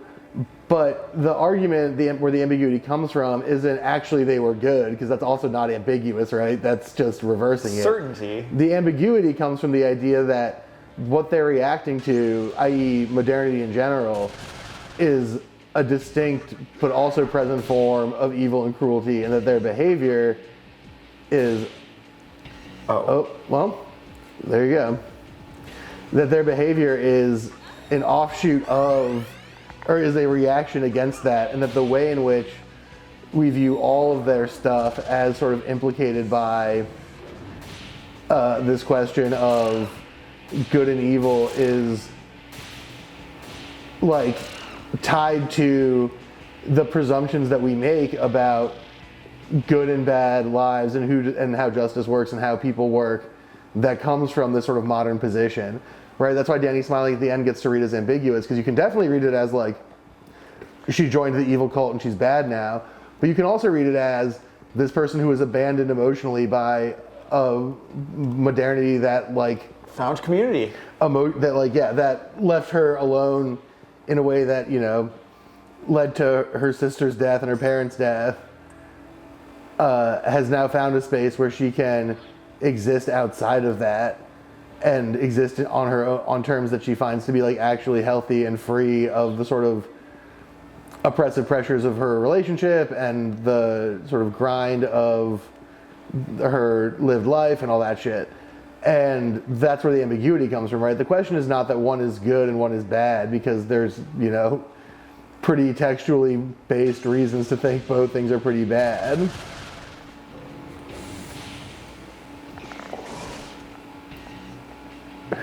Right. But then that's the thing is, I don't think the, oh, that is a good emote. I don't think that the movie is saying either that this is a objectively good outcome, but I think it's also saying this is not an objectively bad outcome, and it may be a good outcome for her, and that her satisfaction is not in fact, you know, the worst possible thing, but rather is, oh my god, they really need Yeah, to that is output. a huge reduction. Damn, and that move stuns? That's crazy. Oh, it's called Stun Claw, that makes sense.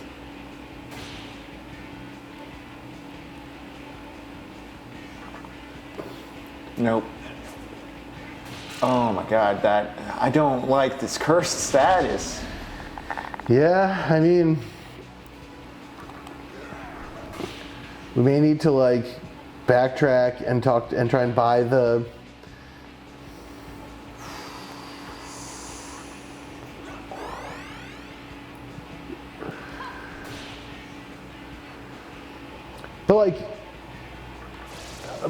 I guess the thing you're describing that you're doing doesn't make sense to me if we're like operating on questions like they're literally vampires when that's not in the movie.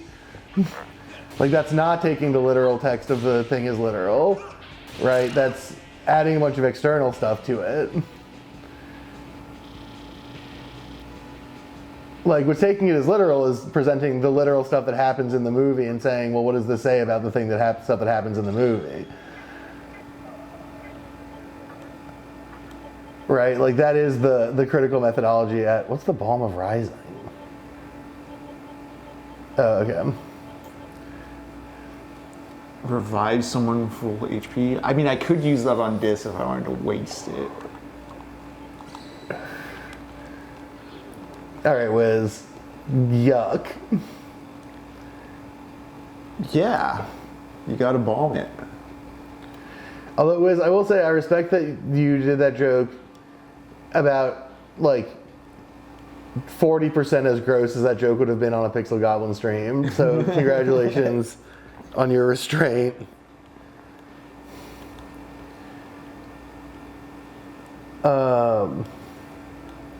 Okay, so I can't reach that guy yet, but I can go back this way. Can you reach that guy this way? No, there's a wall there. I can't do anything this way. This is a dead end, right? Yeah, dead end.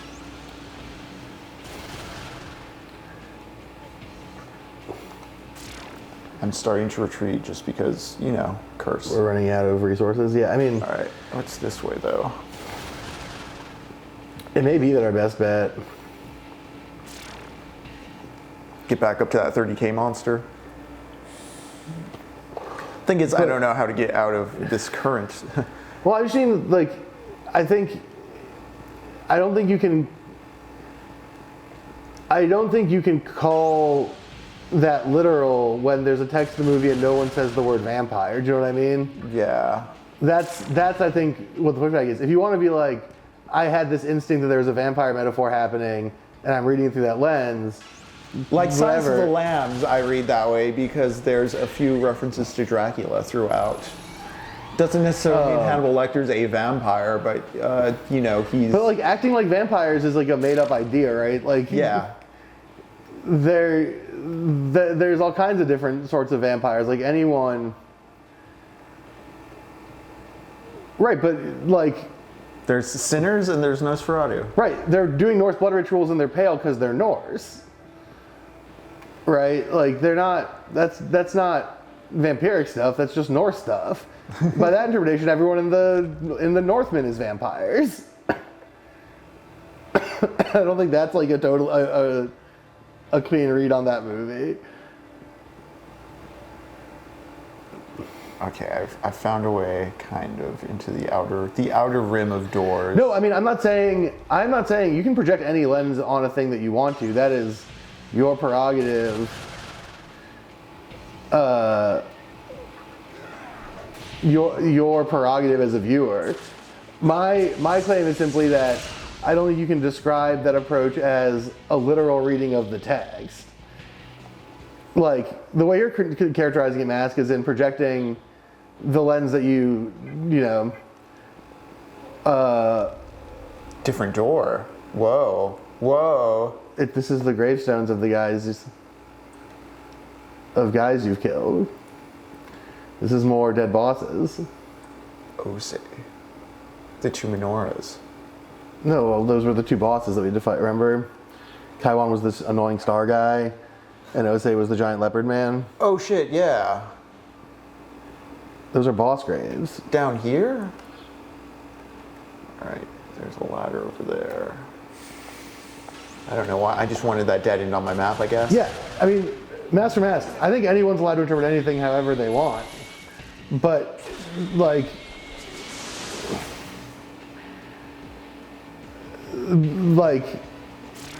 yeah, I mean, basically Wizworld is it puts it better than I am that, like,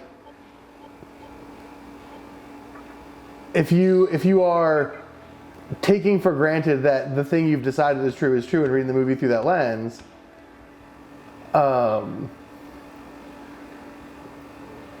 Okay, here we are, back up here. then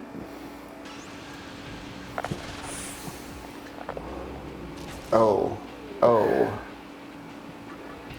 I just know I don't use fire. I think physical attack doesn't work, and you gotta use fire. Have to fire him. I mean, fire or other elements.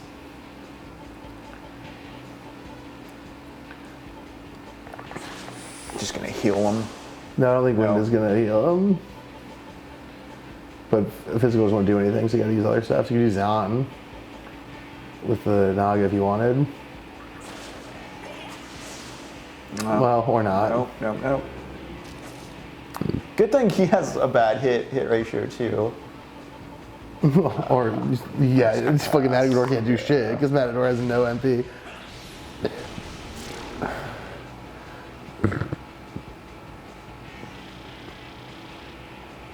I'm just about to crawl through so much of this fucking dungeon, I haven't found a single goddamn death stone.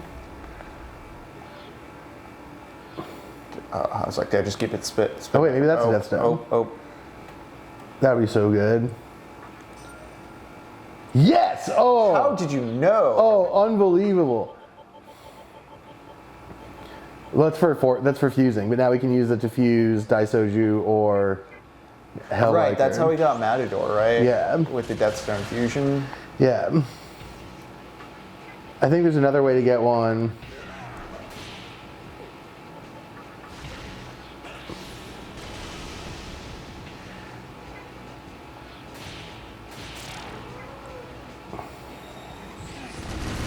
Yeah, and like I said, to be clear, like, it's totally fun, and I certainly do this often, to like, oh my god, to interpret a movie through what is effectively a headcanon lens. Right. I think that's a fun and good thing to do. It is just, well, Mask, that's what matters. Making sure you're having fun is my top priority.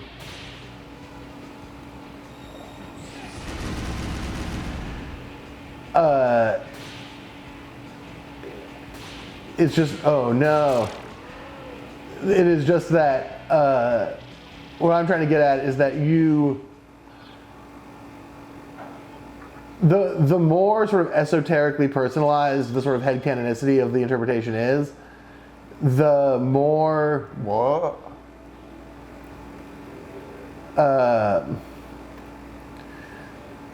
Huh? Well, I think you should talk to this weird guy.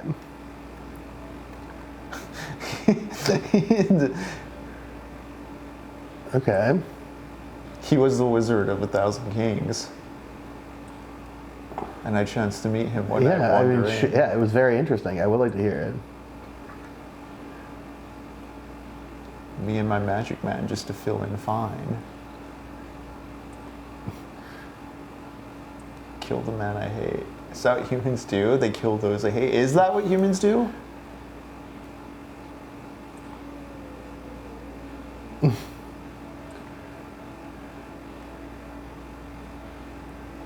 Okay, so there's Darkness is the true nature. The of warp portal man. back just lets you meet like the most depressing figure in the universe. That's cool.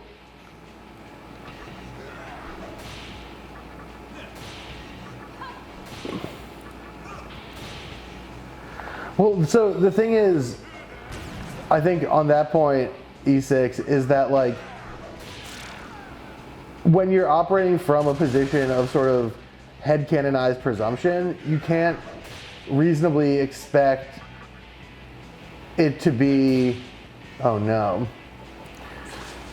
persuasive or compelling on its merits to other folks you are talking to, because they aren't going to operate from that position, right? Like, it's if you're trying to unpack a reading of a movie that is ultimately, well, right, because like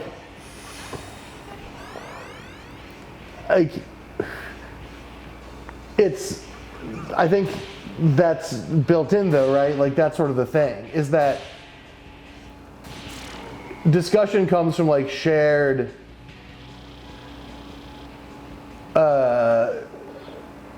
perceptual, A common vocabulary. yeah, a common vocabulary or shared perceptual space. A consensus language. Yeah.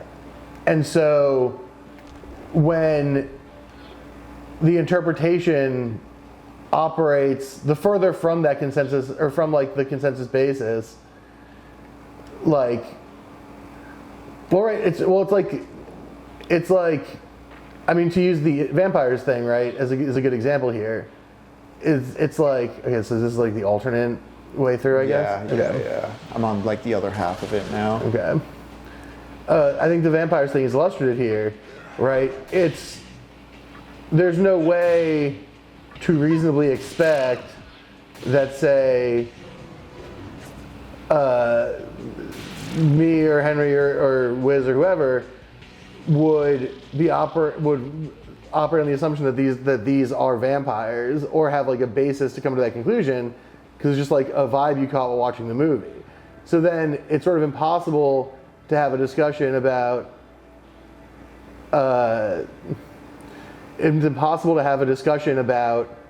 what's inside of the movie, because you're operating on two sort of opposed wavelengths, or if not opposed, sort of disjointed wavelength.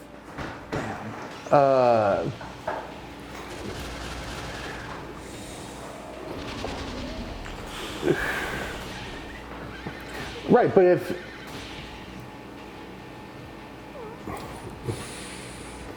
I gotta retreat.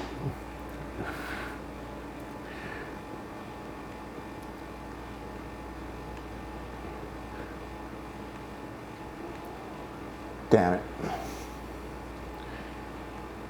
Yeah, I think the issue there, which I think is a fair one, because, you know, obviously wanting to get your shit in and having it not register is a frustrating experience. I think everyone's experienced that in some way or another in this roller coaster called life. I think the difficulty is like, if there's a, okay, well, we learned a valuable lesson there.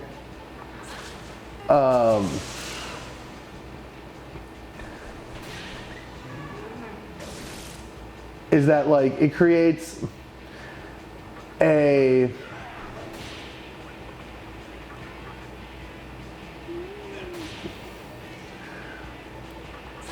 right, and that I get, E6, but the internal tension there that is kind of built in is that, I'm trying to gather my thoughts in a way to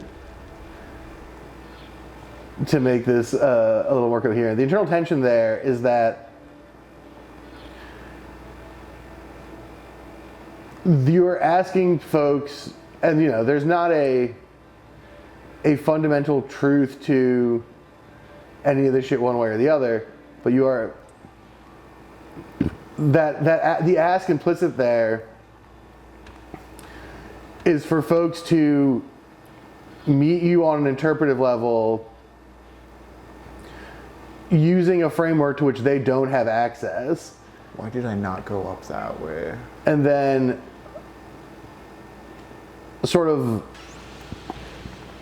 sorry, I got a case of the burps because I ate some weird fish. Sorry if my diet is TMI.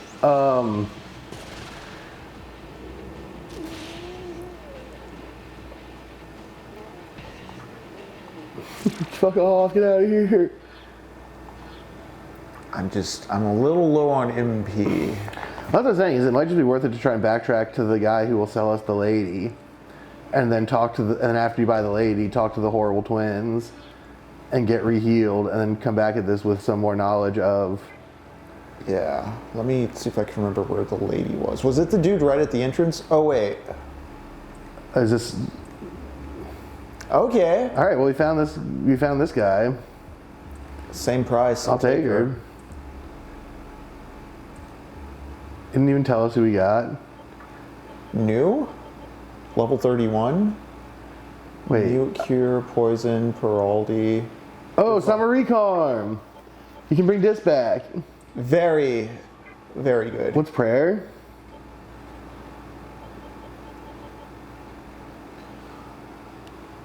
$50 MP, but I like it. I like it a lot. Yeah, you gotta be in the party. Yeah. Do I want to rotate her in right now is my question. Let's see if we can find that drunk couple like you were talking. I think I just go up from here, right? This is kind of... Well, sorry, I got distracted mid-sentence, E6, which oh, yeah. Oops. Do I have enough?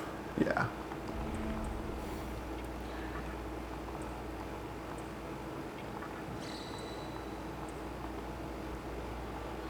Okay, so...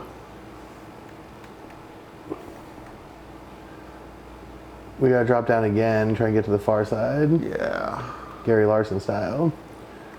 Which, have we dropped down that hole yet? The one right in front of you? Yes, we've dropped down both these holes. Is there a third hole we can access? That's what I'm wondering myself. It's probably one of these ones here. Go back up, or go to B2, and scroll up. See, there's that area there. I'm gonna go check that out again. Yeah, maybe the hell path. Oh, that's why I stopped that, because that's like, yeah, the poison hell path. I was like, oh yeah, I don't want to. Maybe the this. super The football wasn't working, but we got the healer with us now. Yeah, maybe the super healer can solve that problem for us. Yeah, I mean, it definitely takes time. I think that is good advice, and I think it is also.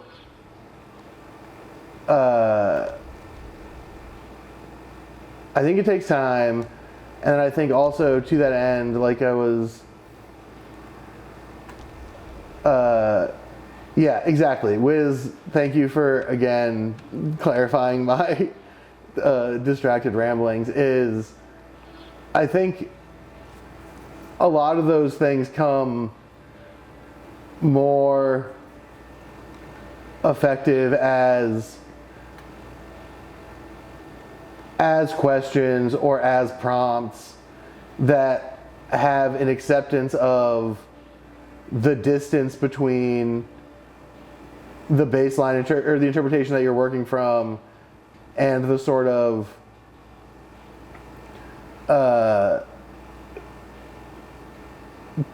collectively accepted interpretation or collectively accepted body of text, I guess is a better way to put it. This might be a win one.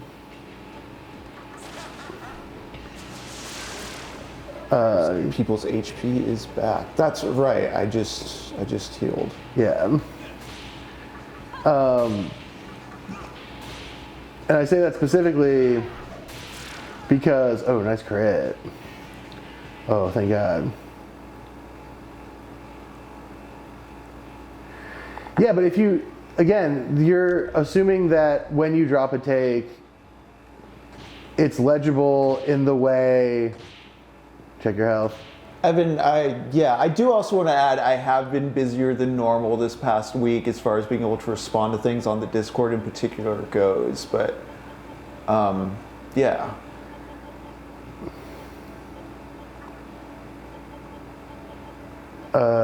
Can Nue just do a mass heal? Can Nue just do a 50? No, because that has to be in party, yeah, I guess. and this is a revival, so Yeah, it's still... So Aminuzen is the answer here.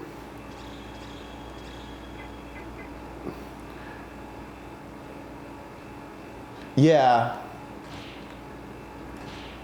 This is something I'm kind of navigating as I do the TechnoPoverty space itself too, is how to engage or best use the Discord with... I'm just trying to also remember if you can die from this, or if you just get to hang very out low one. health. Yeah. But also I don't know if it's worth the risk. Yeah, sorry, Mass, thank you for reminding me what I was trying to talk about, even if that was inadvertent of you. And if it wasn't, double thanks for being so on top of it.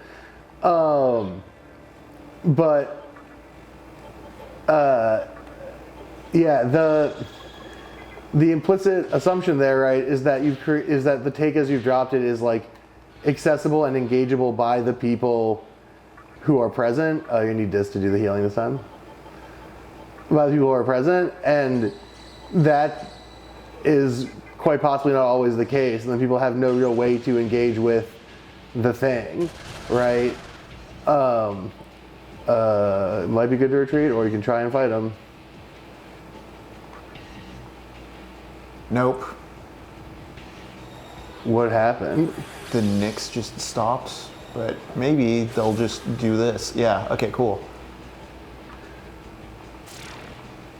Get through that door. Oh, no. Fucking hell yeah. Now we're fucking Shin Megami Tensei, baby. This is just like Tales of Fantasia has a lava section. I remember just getting frustrated eating. Now we're playing an NES RPG. It might be worth getting Nue in the party. Like putting Aminuzen back and putting Nue in, if just to save one of those prayers for if you get stuck in combat. Also, you have items you might want to use for healing right now. Like you just pop some beads or medicines or whatever.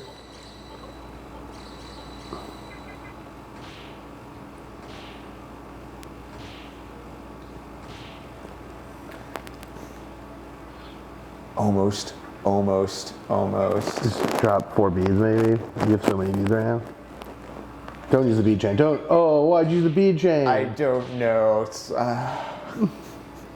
because I wanted to get. Why did I use the bead? Why'd you use the bead chain? You have 4 beads.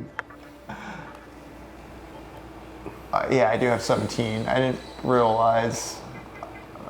I'm pestered and annoyed, and it's confusing and clouding my judgment. Oh, they fucking own your ass. Is it a spiral? Is it a spiral straight It down? might be a spiral. Okay. Here's my pitch. Go back, talk to the healer, maybe even go all the way back and save. And now that we know how to get to the spot, come back, and then try to run and gun it without healing. So the healer is back down that way. All right. Yeah. I'd pop some beads also to get some health on your guys, because just in case you get hit from behind, because you were very low. At least on Mr. Ooze. We got Nue in the party now. Yeah, I mean, maybe you don't have to go to the healer right away. Maybe just get back to the save point. Just get out of the dungeon. If I get to a save point, I can get to a heal shop relatively easy. Yeah, and then coming back knowing where we want to go.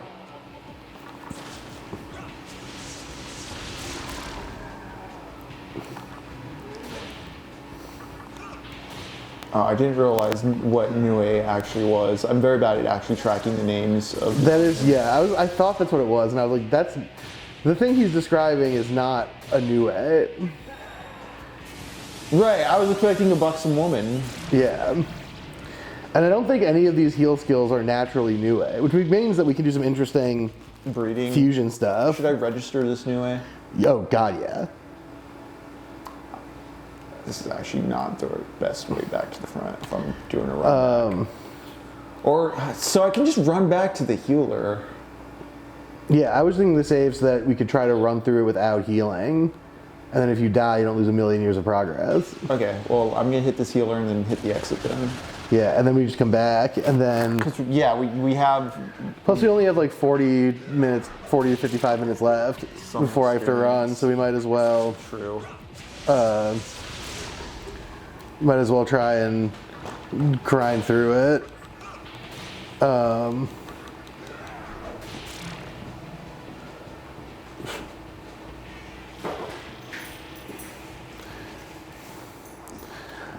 okay, sorry, done with focusing on the game for a second. I'll get back to the thing I was saying, is that like, A, it's not harmful, but... Alright, right, I have to fall into it. So let's just go to the entrance. Yeah. Get to save, get our heals, come back here. Yeah, it takes practice to productively think through that stuff. And then, oh, what's up, Dark Center Car? Early. Yeah, we just ran into some real hair-pulling stuff. But we're gonna solve this puzzle before I go to Austin Books and Comics to meet Forrest to go to the other stream. Yeah. And get a sandwich. Because you know I'm getting a sandwich. What kind of sandwich? I can go for like a hearty. Wait, Italian. don't. Probably just gonna go to McDonald's. Don't talk about the specific kinds of endings. Henry doesn't know about. Yeah, I don't know. Henry doesn't know anything about the endings, and I've been dancing so tepidly about what the choices that he is making and what the consequences of them are or are not. For our little analysis of things. Oh, I can't go that way. Damn it. Damn, it truly is the Amala labyrinth. But to get back to the bigger conversation we're having, I think the thing that is true is that the things that make it easier for people to grasp onto large proposed takes and stuff is, one, framing them as questions and being willing to hear people be like, what? No, that makes no sense. Because it's conceivable that to them it doesn't. And then two,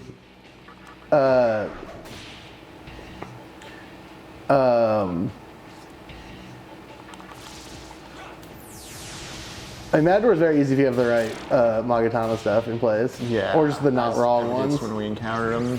Yeah, when we encountered with the exact wrong one on. And then we just swapped worms and instantly It was fine. things were good. But yeah, the hardest one we've had so far, I think Thor was our biggest struggle so far. I was gonna say, yeah, that one furry was pretty tough, but we did it all in one encounter. Yeah, I think Thor is the only one, Thor's the one we've had to retry more than once.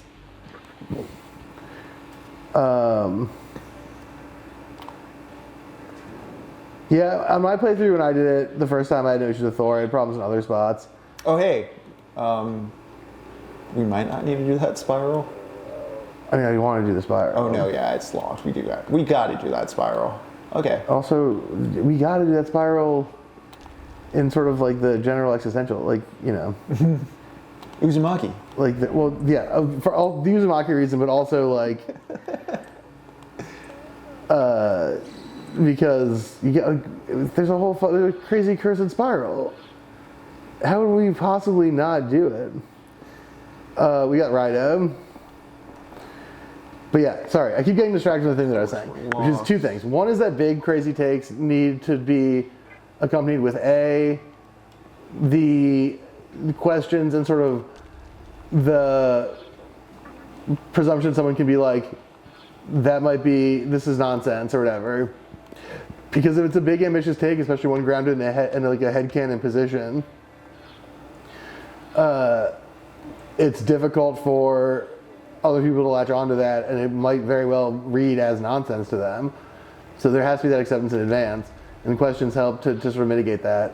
And then secondly is the attempt to sort of meet the consensus where it's at and find crossover-y things where it's like,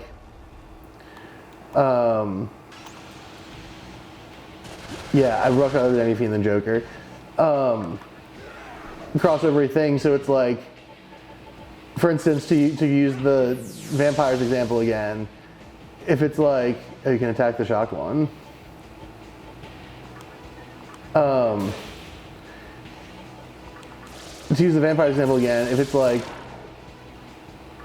hey, friends and family, there's a thing in this movie that is kind of interesting to me, which is there's all these ideas about sort of communal sharing, but it's also grounded in individual sacrifice in a very vampire-seeming way.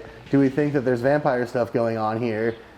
Is a much more accessible version of it than I operated through this movie on the assumption it's vampires, and so here's the reading of that movie from the semiotic position, because that's not necessarily as relatable to the initial discourse and initial text framework.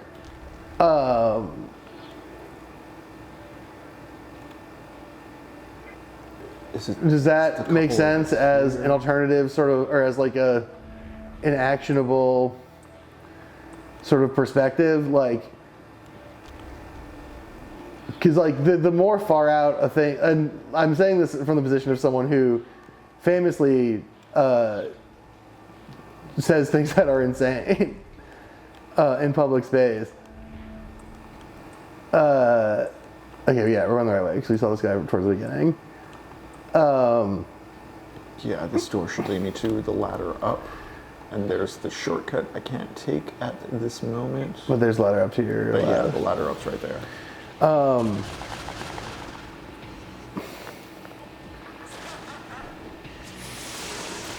Master Mask, I really appreciate that.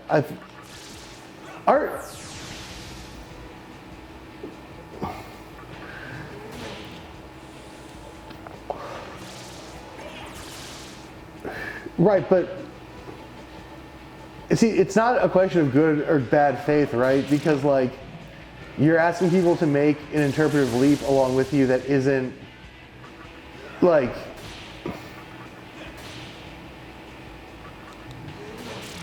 that isn't based in anything except your own personal experience of the thing. Ooh, Zyanga, that's something we want to have. That's a strong electric yes, one. medium electric, which is better than what we have right now. Replaces sound. Maybe, No. yeah. Well, I mean, unless it depends how much you care about the force diversity, or you just replace Mazio and just have it be a single target. Yeah, I think so. Since I already have an everything one on ooze. Yes. Yeah. What's happening to their body? Are they gonna become Nagaraja? Hell yeah. Cool helmet, dude.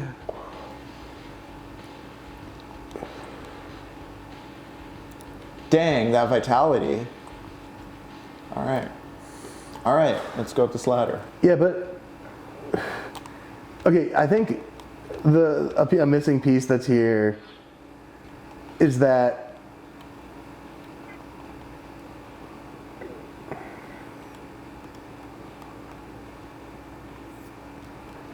I think a missing piece that's here is that like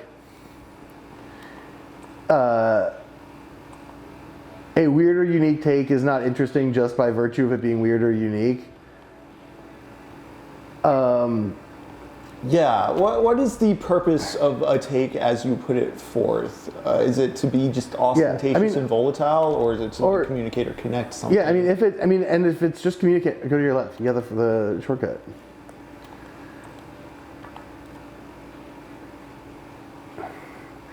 Yeah, I mean, that's fair, but I don't think it's fair to assume that everyone just finds a thing being unique or distinct from their other stuff as necessarily interesting on its own, right? Like that's unfortunately part of to get into.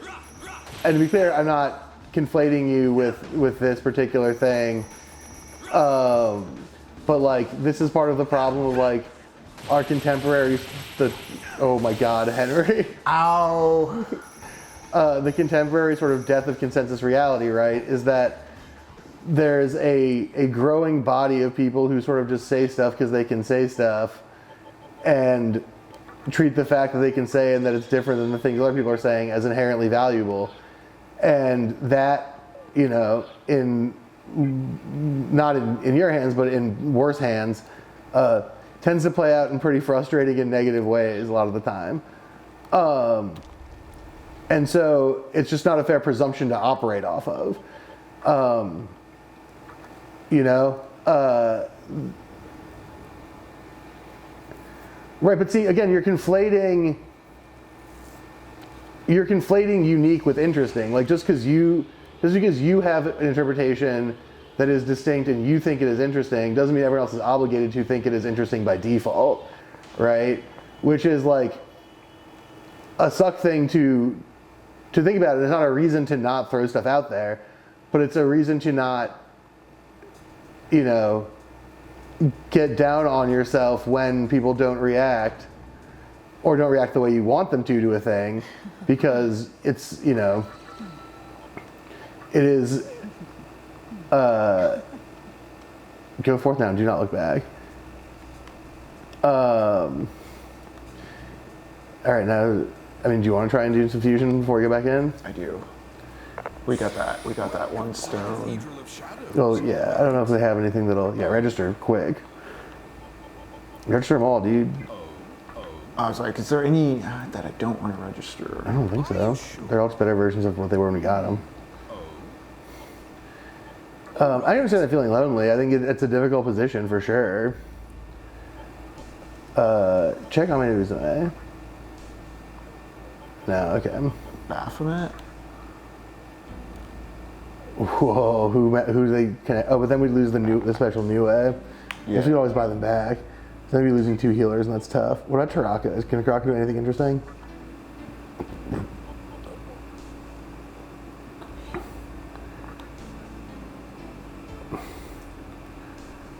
That's not terrible.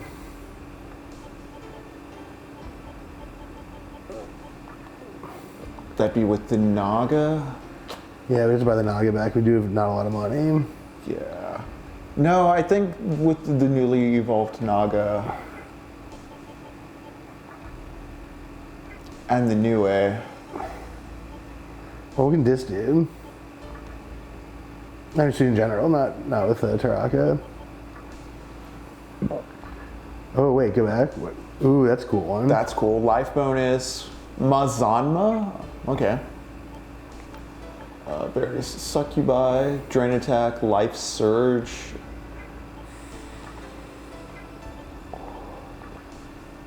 Another Sachinton. Sorry, Hiko. That's Berserke. That's a cool guy. Which one's Eligor? Eligor's the guy we do not use very much, so that's... I'm gonna go with it, honestly. Yeah, make sure the heal stays on there. Okay, you got him, yeah. Are you sure? Oop. That was Eligor. That was Eligor and Taraka. Eligor and Diz. And Dis. Let's select skills. I might do Hellthrust and I actually might do Aguilau and Diorama, even though this is definitely not a magic person. You definitely want the heal. You probably want Hellthrust because you want something to utilize how strong he is. Yeah. Yeah, as an attacker, we got because we have that berserk as well. Yeah, but it is good. It is good E6 to like articulate and think through this stuff. But it is the nature of posting, unfortunately, that many things are lost in the grand sea of posts. That there's an ocean of postography happening. It is something too where, because I've mentioned this a bit before on the Discord, like the conversational versus confessional mode of talking, just because Discord is a chat client made for chats, so much gets washed away in the way that like even a message board, a post is a more permanent fixed item on the page for people to visit at a pace that's maybe more in line with a busy life. All right.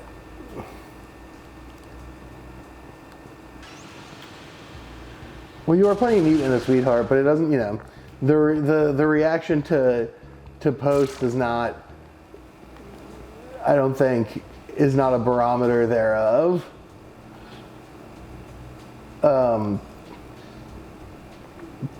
Because I operate in the time people think I'm neat and a sweetheart all the time, and my posts make people so mad all the time. Often by design, but still.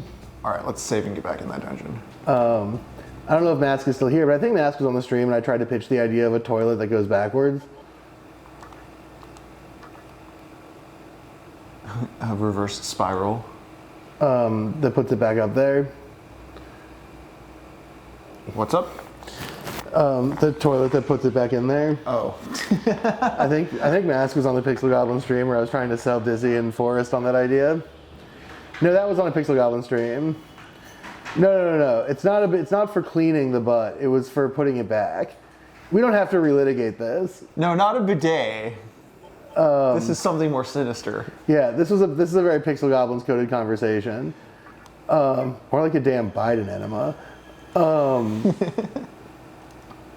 But my point simply being that I'm certainly sympathetic to, and I think generally an advocate for just throwing your shit out there. But I think a part of what throwing your shit out there is and how it manifests is the understanding that you really are just throwing your shit out there, and that sort of an expectation to be held in terms of how it's engaged with. The revolution will not be posted. Yeah, well, just an expectation of how it's going to be engaged with puts a bigger burden than people think about on the people who would be responding. And then, yeah, it is a Sonic bonus level. And that, like, it is a setup for sort of a kind of self-flagellating dynamic that is helpful to no one. And so I encourage you to keep throwing stuff out there. But I think that you will find that, things are not going to be engaged with in the terms you expect or want. Because that's just sort of the way it goes, especially if you're throwing out especially sort of distant from the norm type stuff. That is just sort of the unfortunate, or fortunate, because in some ways it's fun, reality of posting. And Mask, I'm not saying the reverse shitter needs a second draft. I think it's good the way it is. I'm just saying that that's really a Pixel Goblins conversation, and if you want to have me talk about it, you can go watch the stream that happens in 3 hours from now that I'll be doing, when I do things like talk about poop. This isn't the poop stream. This is the discussion of social interaction and theory stream, which is a very different sort of thing than the stream where I talk about poop and pee and vomit all day. I do feel that if you squint and look at these walls, it feels like there's shit all over them. Yeah, I mean, well, if you like do the opposite of squint, right, where you look for less detail.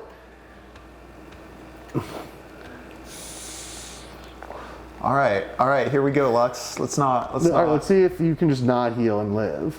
Oh wait, I have an idea. Go to your inventory. Go to items. Use. You have repulse spells, right? Pop a repulse spell. Until the moon is And now new. go. Cool. Oh crap! It is the wrong time because No, it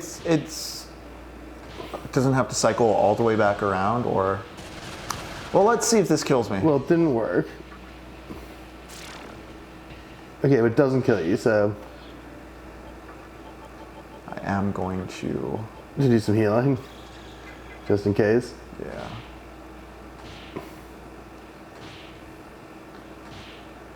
So you get to the first orb.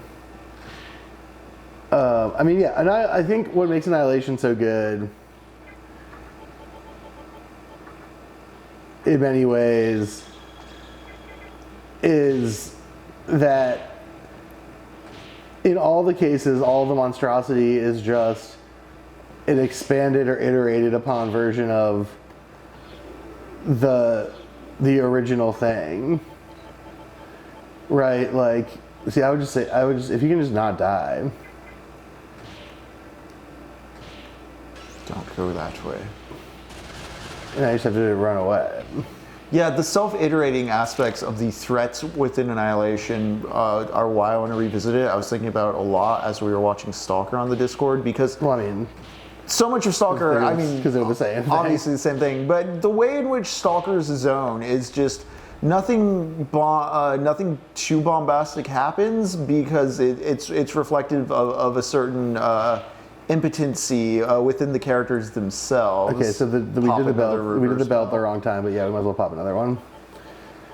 And I do remember Annihilation, of course, being, you know, in your mind, you may shorthand as like, oh, it's the block version, Buster version of Stalker, where they go into the zone and it's violence and explosions. But there is sort of a logic behind what that violence takes the shape of, with, you know, the warped bear and the doppelganger self. No, I mean, there is like a meaningful, I mean, you could also pop another bell if you wanted to ward off. I do. And we got a fuller or a longer time span for it this time. Yeah, this is the time to use it.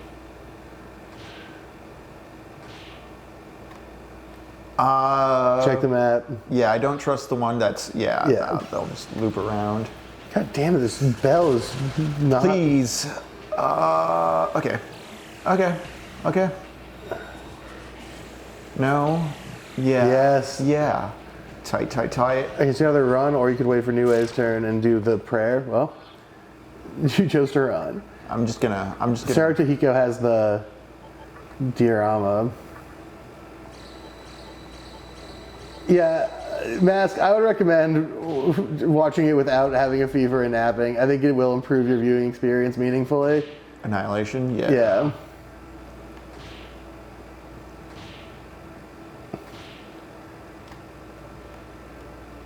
Yes. I have read all the books, and I like the books, and I like the movie. In many cases for kind of different reasons, but I think they're both very good.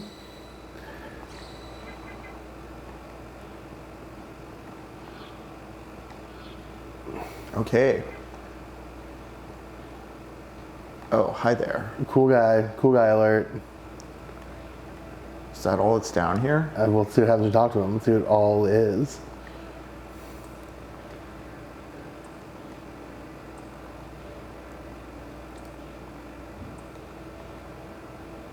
Oh my God. Whoa. Is there an exit? No exit? Okay. Just go back through the hell zone. Back through the hell zone. And he says come back. Like, do I have to come back through the hell zone?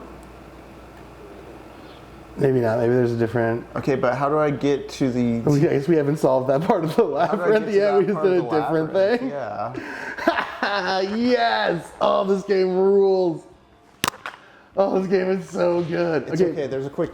If I do Yeah, this, we can get out of the hell zone quickly. there's a relatively quick exit. Yeah. And our bell's still in effect. I do not like that door sound. My God. And now we can get back to the healer. And we can super afford it because now we're rich.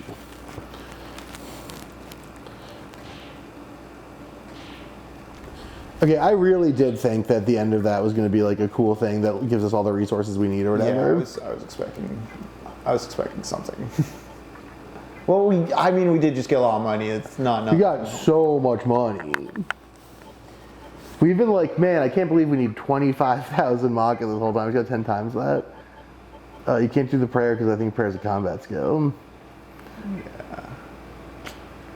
So maybe items. Maybe some life stones just for a little heal.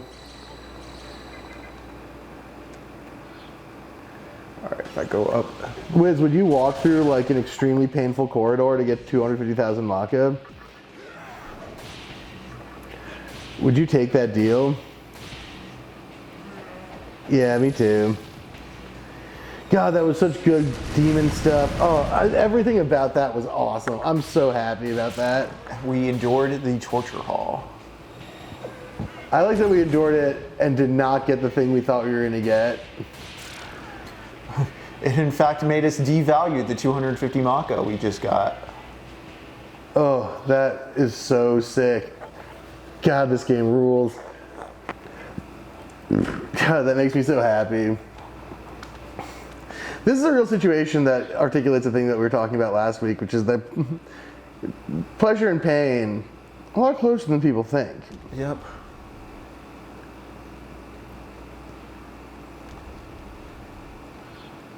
The pursuit of the sublime. It's what we're here for, folks.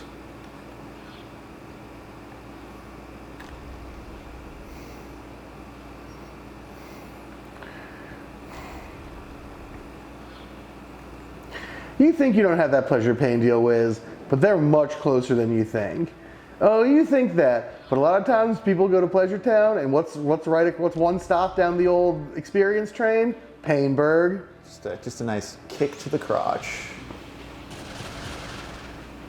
All right, we're running. We're running away.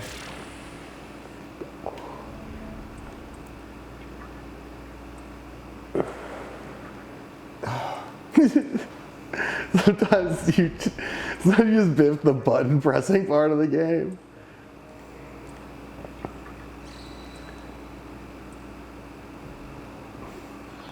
Okay. Okay, so where else can we go? There's a locked door there that doesn't work.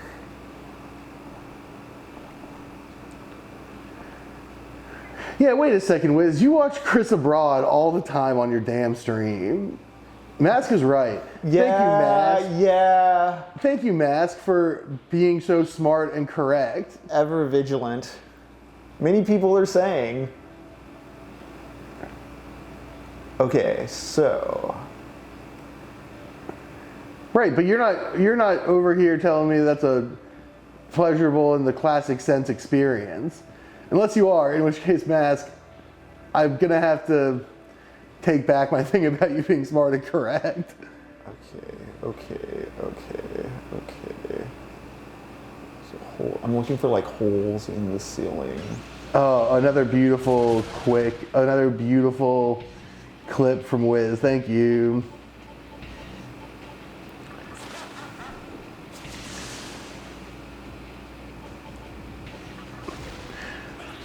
This is my point.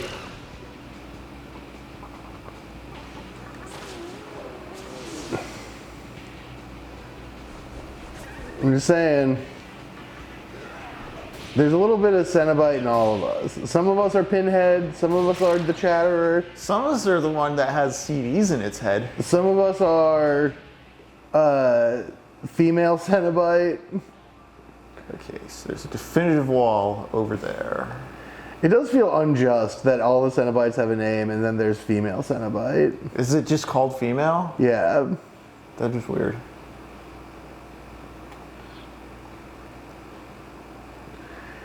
Yeah, exactly. I don't like physical pain at all, Wiz, but I inflict horrible psychic torture on myself. Okay. Okay. all the time. We figured it out. We didn't have to do that hell hallway, but we did it. The most fucking Cenobite coded people alive, honestly, aside from the Cenobites, Brian Johnson? no, are the people who buy the hot sauce that's purely like, whose function is purely to be hot. Oh, it's just pure acid, no considerable like spice or seasoning, just Yeah, like the people who are like, it's 9 million Covilles or whatever. Hey, do you want to have Gert at 24? Yeah. Is this the, oh yes, the final zone. Yeah.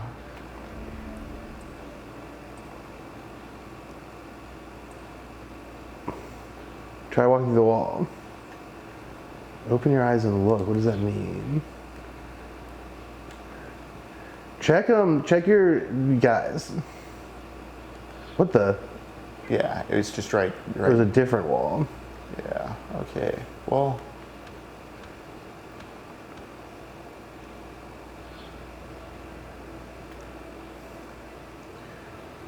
is this the unlock? I don't know. Let's find out. The moon key? That's opens the silver doors, right? I think so. Okay, because there's a bunch of those. Does it work on multiple, or am I? Probably. All right. There's no way there's enough room in here that we haven't explored to find like a bunch of them. Because there's two to the north. Yeah. We're on it. Oh, I should text Flores. Yes. Just I do tell them know. that things are normal. Oh, demons grow restless in my presence. Oh, that's because the bell I used, the repel ball. Yeah. Okay, I can go through the north door. I believe I can do that from here.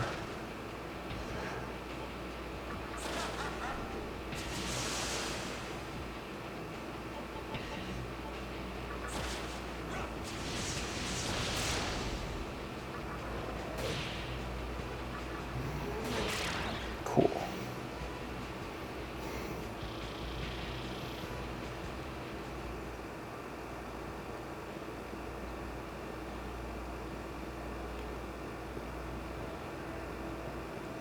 Cool.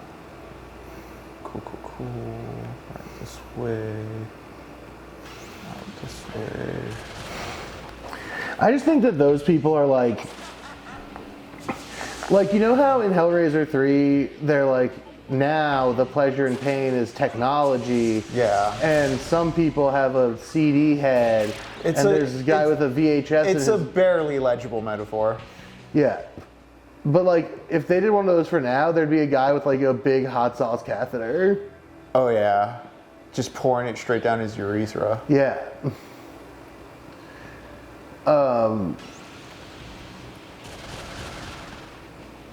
A guy Yeah. like literally fucking his AI PC tower. Yeah, well, it's like, it's attached to his like back and drilling into him or whatever and running off his Give blood. him a spinal tap. Yeah, I mean, like, look, I live with, don't threaten me with a good time mask.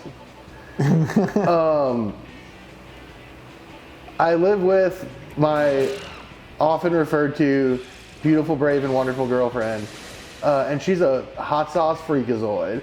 But like, she gets really, really good hot sauces that are really, really tasty. They're very spicy. Considered. But they have like a lot of flavor and do other stuff aside from just like make my mouth hurt. Whereas like all these hot sauce weirdos I'm talking about are very much, they do this specifically to make their mouth hurt. And that's what I'm hating on. Yeah, I can't do goofy side writing exercises right now, Mask. I need to finish a screenplay like this week. But maybe once I finish that, I'll draw up some pages of modern Hellraiser that we can goof around with on the stream as a special treat. We can steal Frankie and Hunter's trick. We have considered doing Hellbound on the Discord as we make our way through Doom. Oh, Old Bay hot sauce. Now we're talking.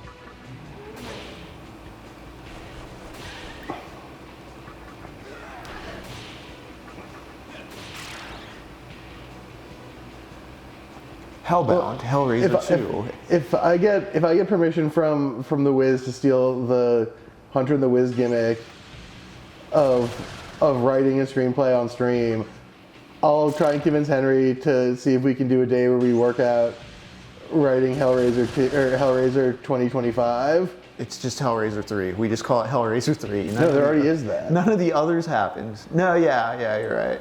Just 2025. You have to respect the reality of the horror. I did want to like that most recent one they made without a name on it. I liked it. I guess these are for bosses we haven't killed yet.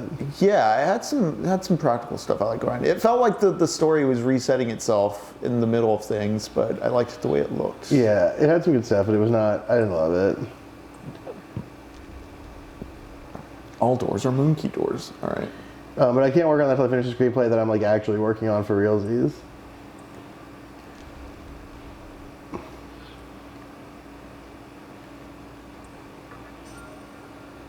Another Death Death Stone, Stone. let's We got go. 2 of them now, yeah.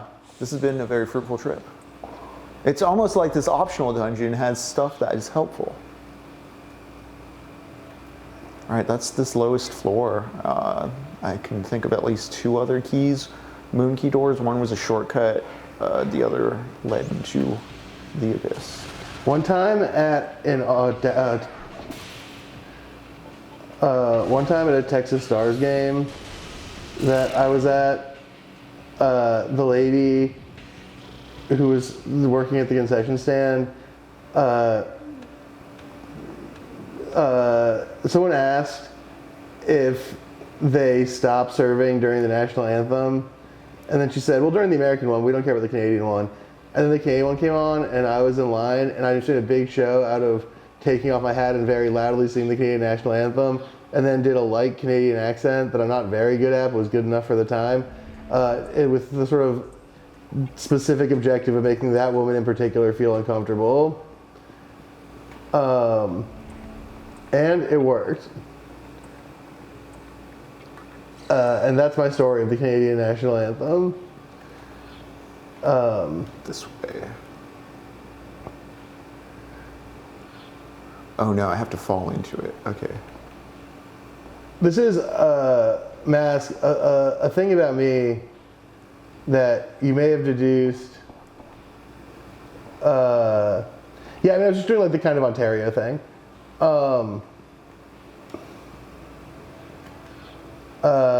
You may have deduced from watching the streams and engaging with me via Discords and chats and things, but the same way that I go out of my way to troll and always say Frankie, Hunter, Forrest, Dizzy, Henry, and everyone else on Earth, I also do to all my enemies and also everyone else alive. That's sort of my main way of engaging with the world.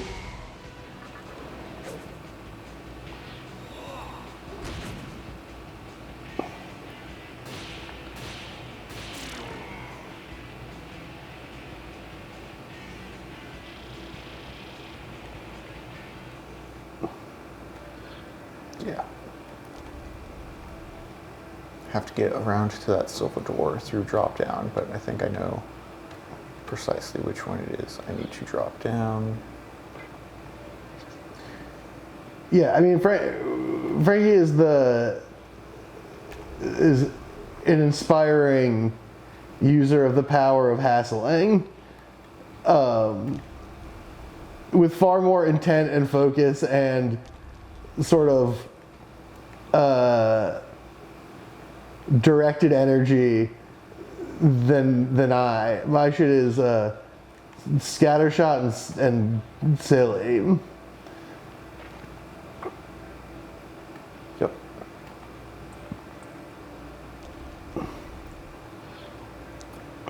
Okay, the deepest recesses of the dungeon.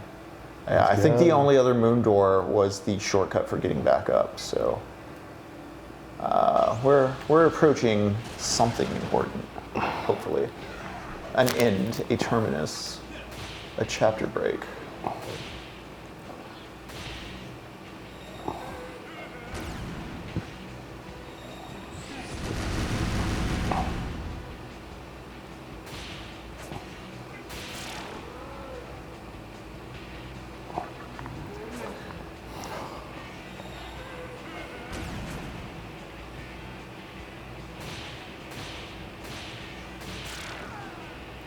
go.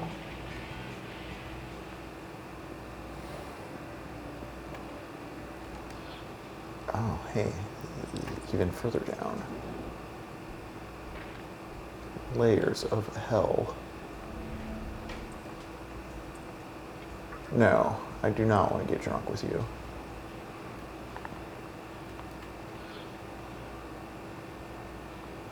Okay.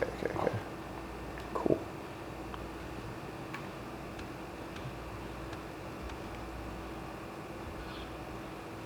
This looks pretty terminal.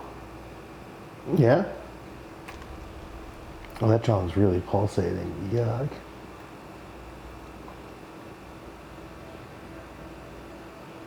Do I have to whisper to the tree? Do I see a new cutscene? Is there new knowledge?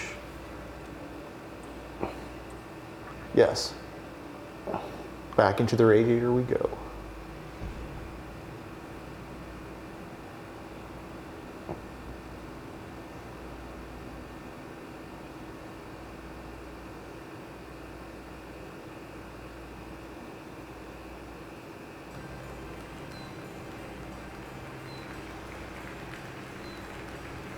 Hey, he's back. It's not just the lady this time. Because now there's new info. Yeah.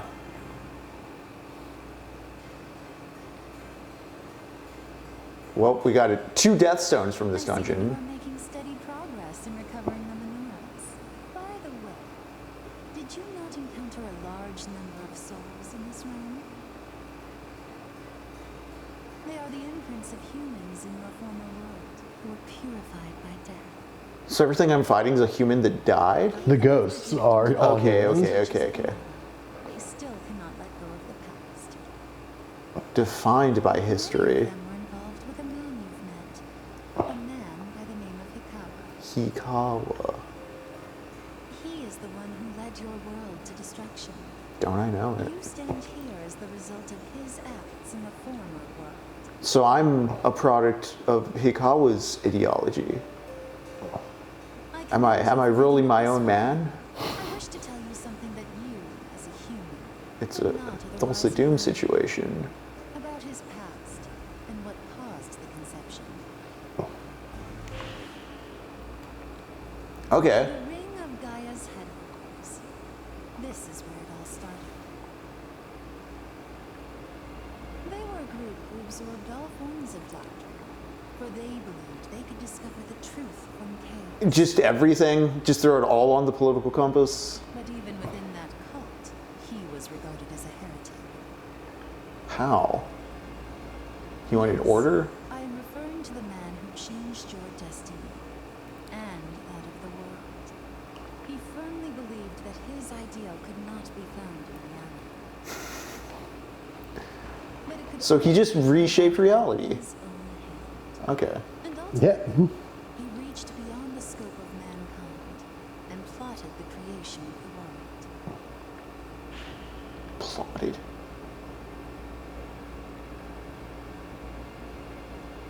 Fate is drawn to a strong will, it seems. As such, he uncovered a crucial method to make his plot a reality. This was the scripture of Miroku, buried deep within the ring's library. He found the tools to act in the moment.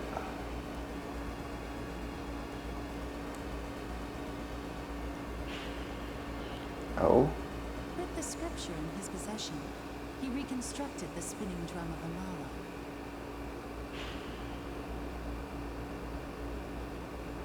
By deciphering the symbols on the drum, he gained access to the Amala universe and learned of the conception, the fated destruction of the world. That incident at the park followed shortly thereafter. You see, for creation to be possible after the conception, certain preparations were necessary.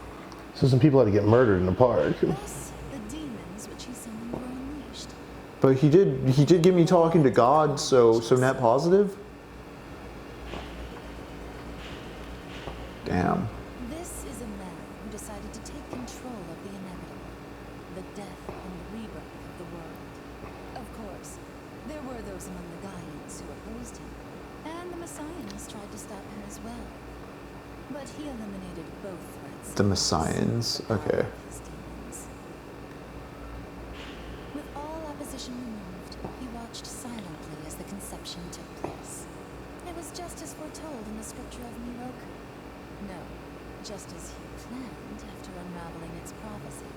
The assembly of Nihilo was also formed at that time to aid him in creation.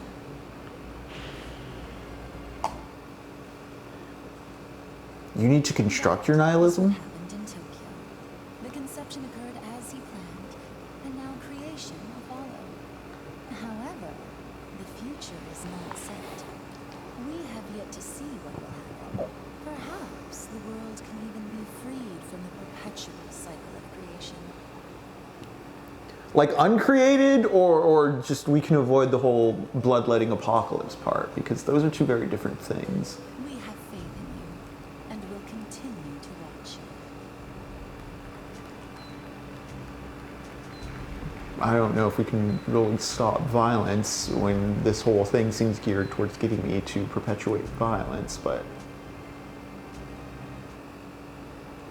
if I stop doing violence, will the world die? Will I fail my social obligations and my community obligations to keep this thing running for the sake of my loved ones? What's up, dude?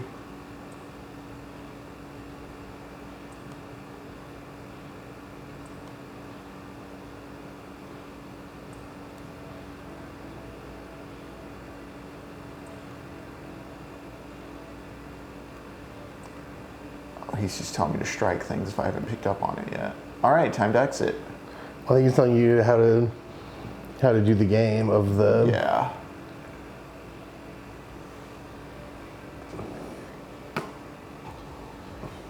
Well, Lux, we did the second Amala Labyrinth today. What a section. That was a fun one. We didn't die, surprisingly, for all the bullshit we walked through. I'm just totally Your timing is wrong. way off on those. So do I just want to dodge the orbs entirely? Because I seem to be able to punch the red, but No, not... see, I think you can punch the orbs with time. I think you can punch the orbs with timer, right? I don't think so. I don't... Oh, Okay, here, wait. After we get out, let me. Awful. Do you want to try one? Let me save it and try one. Or not save it. Let me heal and try one. Whoa, there's...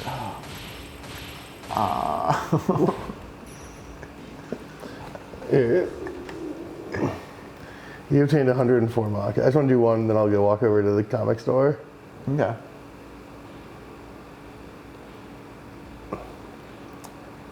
The third Kalpa. Got it.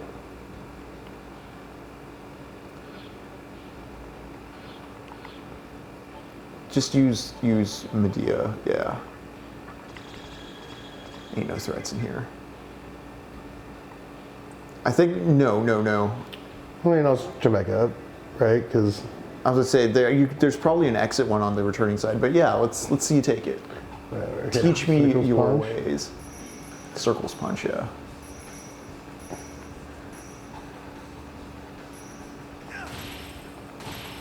If you do the dodge the orbs, I'm wrong as hell. Yeah. We are going to be wrapping this session soon, but just for station ID, reminder, you've been watching TechnoPoverty, Shin Megami Tuesdays. Lux and I have been making our way through Shin Megami Tensei III Nocturne, and we will be doing this every Tuesday, unless something prevents that. In which Like case one we time I will- had a stomach ache. Yeah, we'll tell you on socials if that happens. Just a reminder, in addition to Shin Megami Tensei's negotiating with demons and navigating the apocalypse, we are playing through... We just finished UAC Ultra on TechnoPoverty Mondays and Thursdays. We're working Okay. through various Doom WADs. Doom 1 and 2, in an official sense, have been beaten, but we're still wondering Hell and seeing kind of what the community has done since the end of that game. You gonna try one more time? I would take a whip to leave. But just to give everyone a heads up and a reminder, on Thursday, July 3rd, we are not streaming that day. We instead are going to be doing something special for the 4th of July. So Friday, July 4th, 2 p.m. CST, we have a special game unrelated to SMT, unrelated to Doom. We don't even have a book associated with it. It is America's birthday. We are doing the honor of not reading that day. We got some special jingoistic propaganda to play, and it's going to be a hell of a time. So, once again, that's going to be Friday at 2 p.m. CST. Lux, what's going on with the Pixel Goblins? Anything you want to We are promote or doing. share? I mean, tonight is. I guess we don't have a special name for the Grandia stream, but we're doing the Grandia stream tonight. Grandia 3, correct? Grandia 3. Yeah, you want to just get us out of here? Yeah. Well, it turns out I was wrong, and that sucks in the neck. So the orbs you do just dodge, right? Yeah, you want to punch the red ones.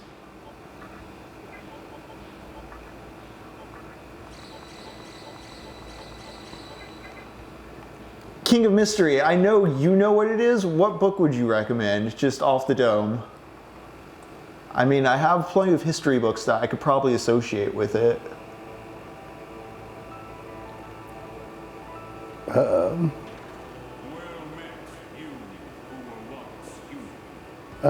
Wait, am I gonna have to fight this guy? Let's find out. The moment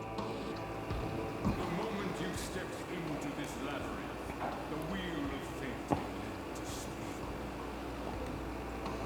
Time is a loop that, however, we serve the fallen ancient. You wish for the same. We know thou art on a quest to retreat. We, the four horsemen, possess what thou seekest. And they're threatening me. Shall be. Many think you have conquered a number. Mr. Ooze. Whether it be you or us, it is our masters wish that one thing to survive this battle.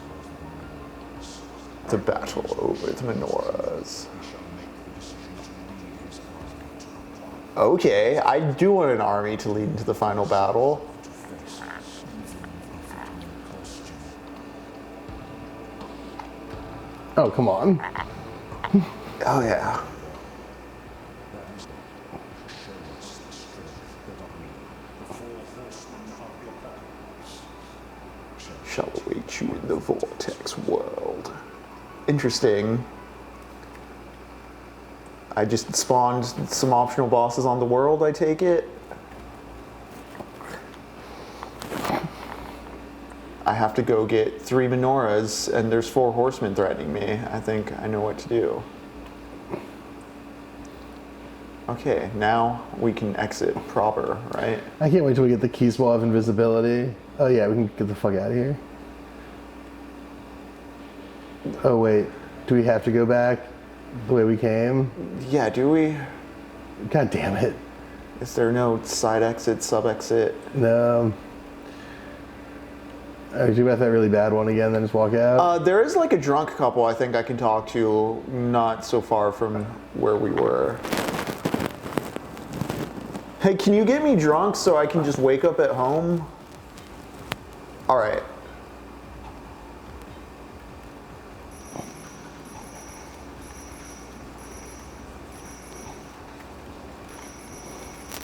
There we go. Yeah, fancy flying, fancy flying. I want to punch the red things.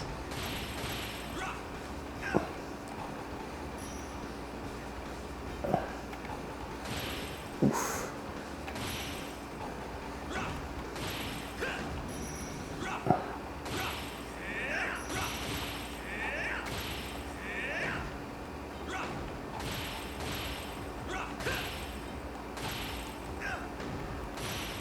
This one is insanely punishing.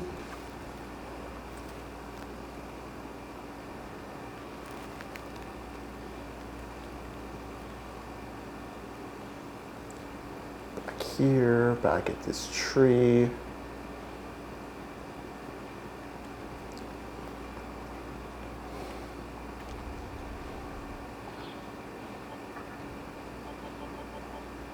You need Surdiga to do it. What's Lightoma do? Okay. Lights up darker. It's good to know that's a thing. I haven't really encountered an area Yeah, too we have dark, not yet. but this couple right here, I believe. We'll always take Goblin Art for the stream. We're pretty bad about using it, but we'll always take it and think about using it. That's the best I can guarantee.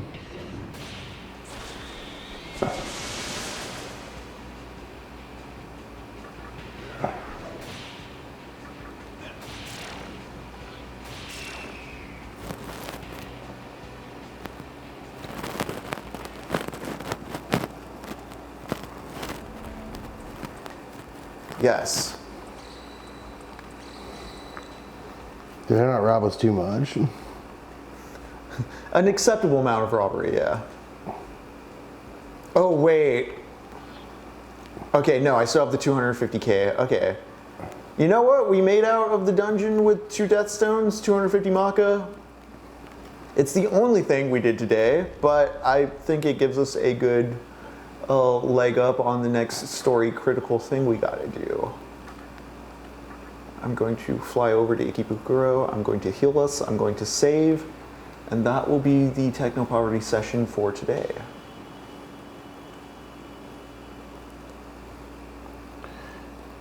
God, we made it out of the Amala alive. A rare game over free session.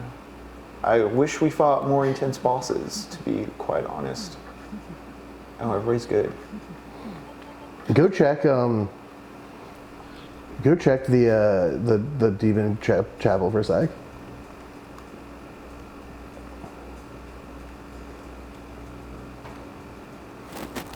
Welcome to the Cathedral of Shadows, Wendy.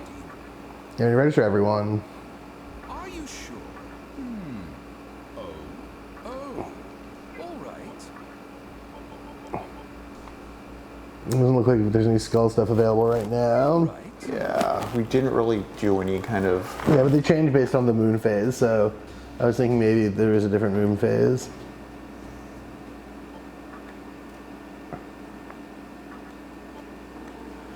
All right, I'm glad we could have such a fun conversation about Alex Garland and Ari Aster today while navigating the post-apocalypse. I'm going to satiate my safe paranoia by doing it twice, but Lux, thank you for joining us today. Hey, thank you for having me and everyone for hanging out.